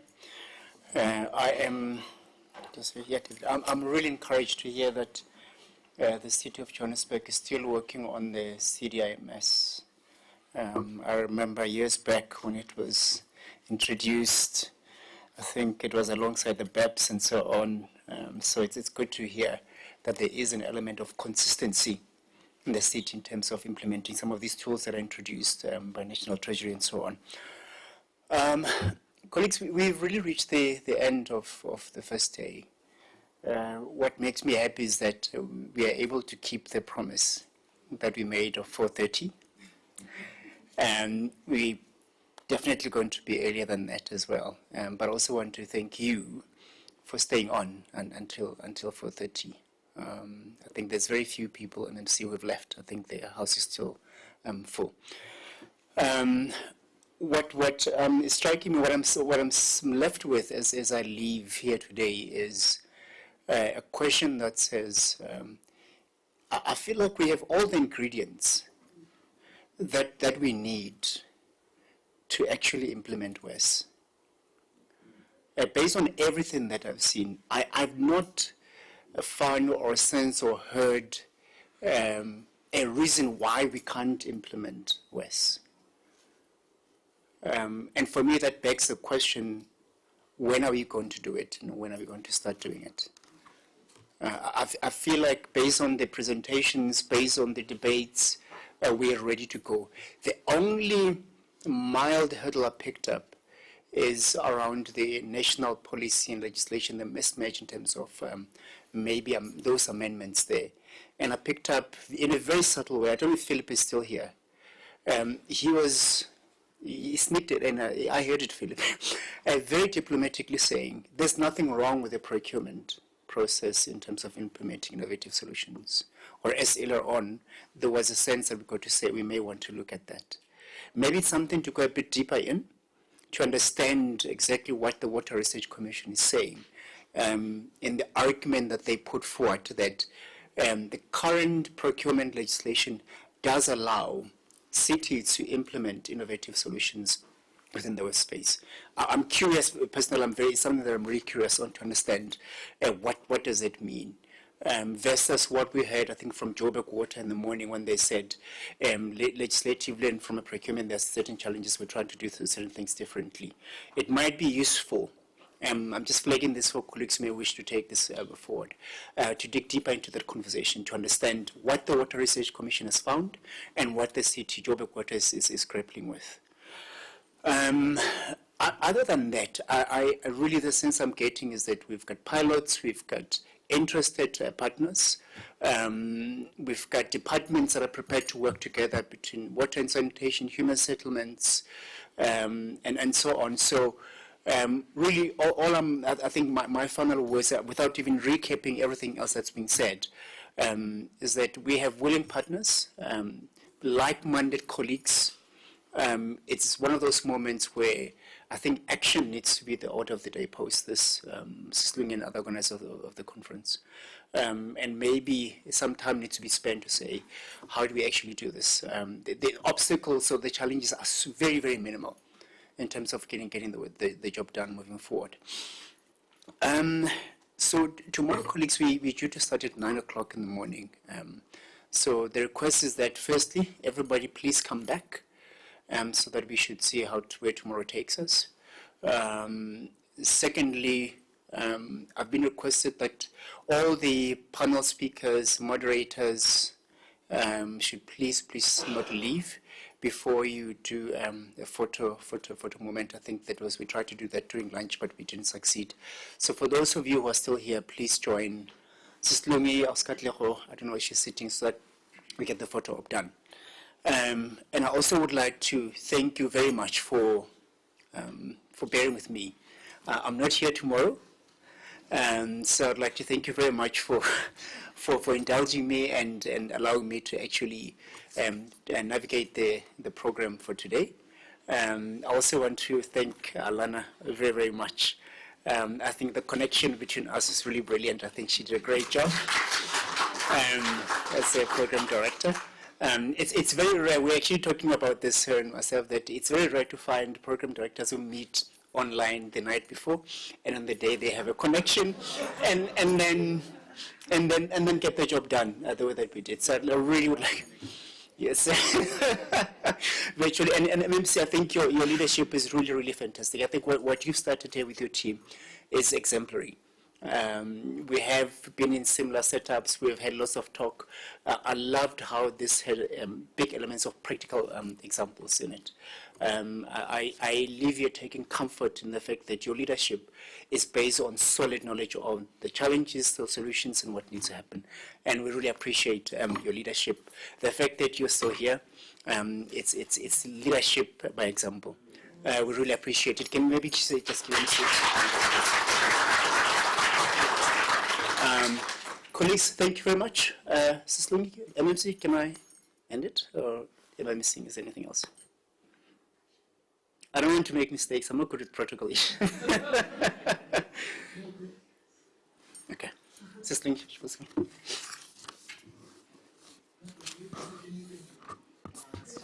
yes.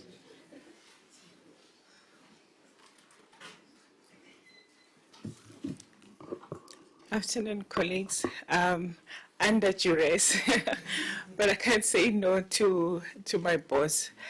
I think in closing, thank you so much for coming. And I think, especially for human settlements, this was a big task for us to actually tackle. And this was a serious conversation that we actually had to get a head start on, because otherwise we get left behind. I just think, especially the industry aspect, the funders who are saying, we have the money, we have the enablers that you need. We need you to come on board with ready projects, ready pipeline, and ready communities that you have engaged to actually start considering this as an implementation tool across Joburg. So thank you so much to our program director. I was hoping you would tell me he's changed his mind. But thank you so much, Diale, and I will still see you tomorrow, Elana. We've got just a few tokens of appreciation, which we have compiled with the partners in terms of how we've seen and envisioned this going forward. It's just to say thank you. And hope to see you and more tomorrow as we finalize, I think, the interesting and exciting part, even though it has been touched on already today, is the funding mechanism. How do we access that? And I think it's the biggest enablers for municipalities that we want to tap into. MMC, HOD Health, and I think she's been sitting there quietly, and the health and the clinics and another sector that actually requires this to start being, fused in and implemented into, so that it doesn't only become a human settlements or a sanitation sector, but it becomes the model that is implemented across sectors, and it becomes a way of dealing with sanitation and water services across sectors. So yes, CEO Joshko, and all the team from National Water and Sanitation, DBSA, Water Research Company, WPO. I see the Cruz office.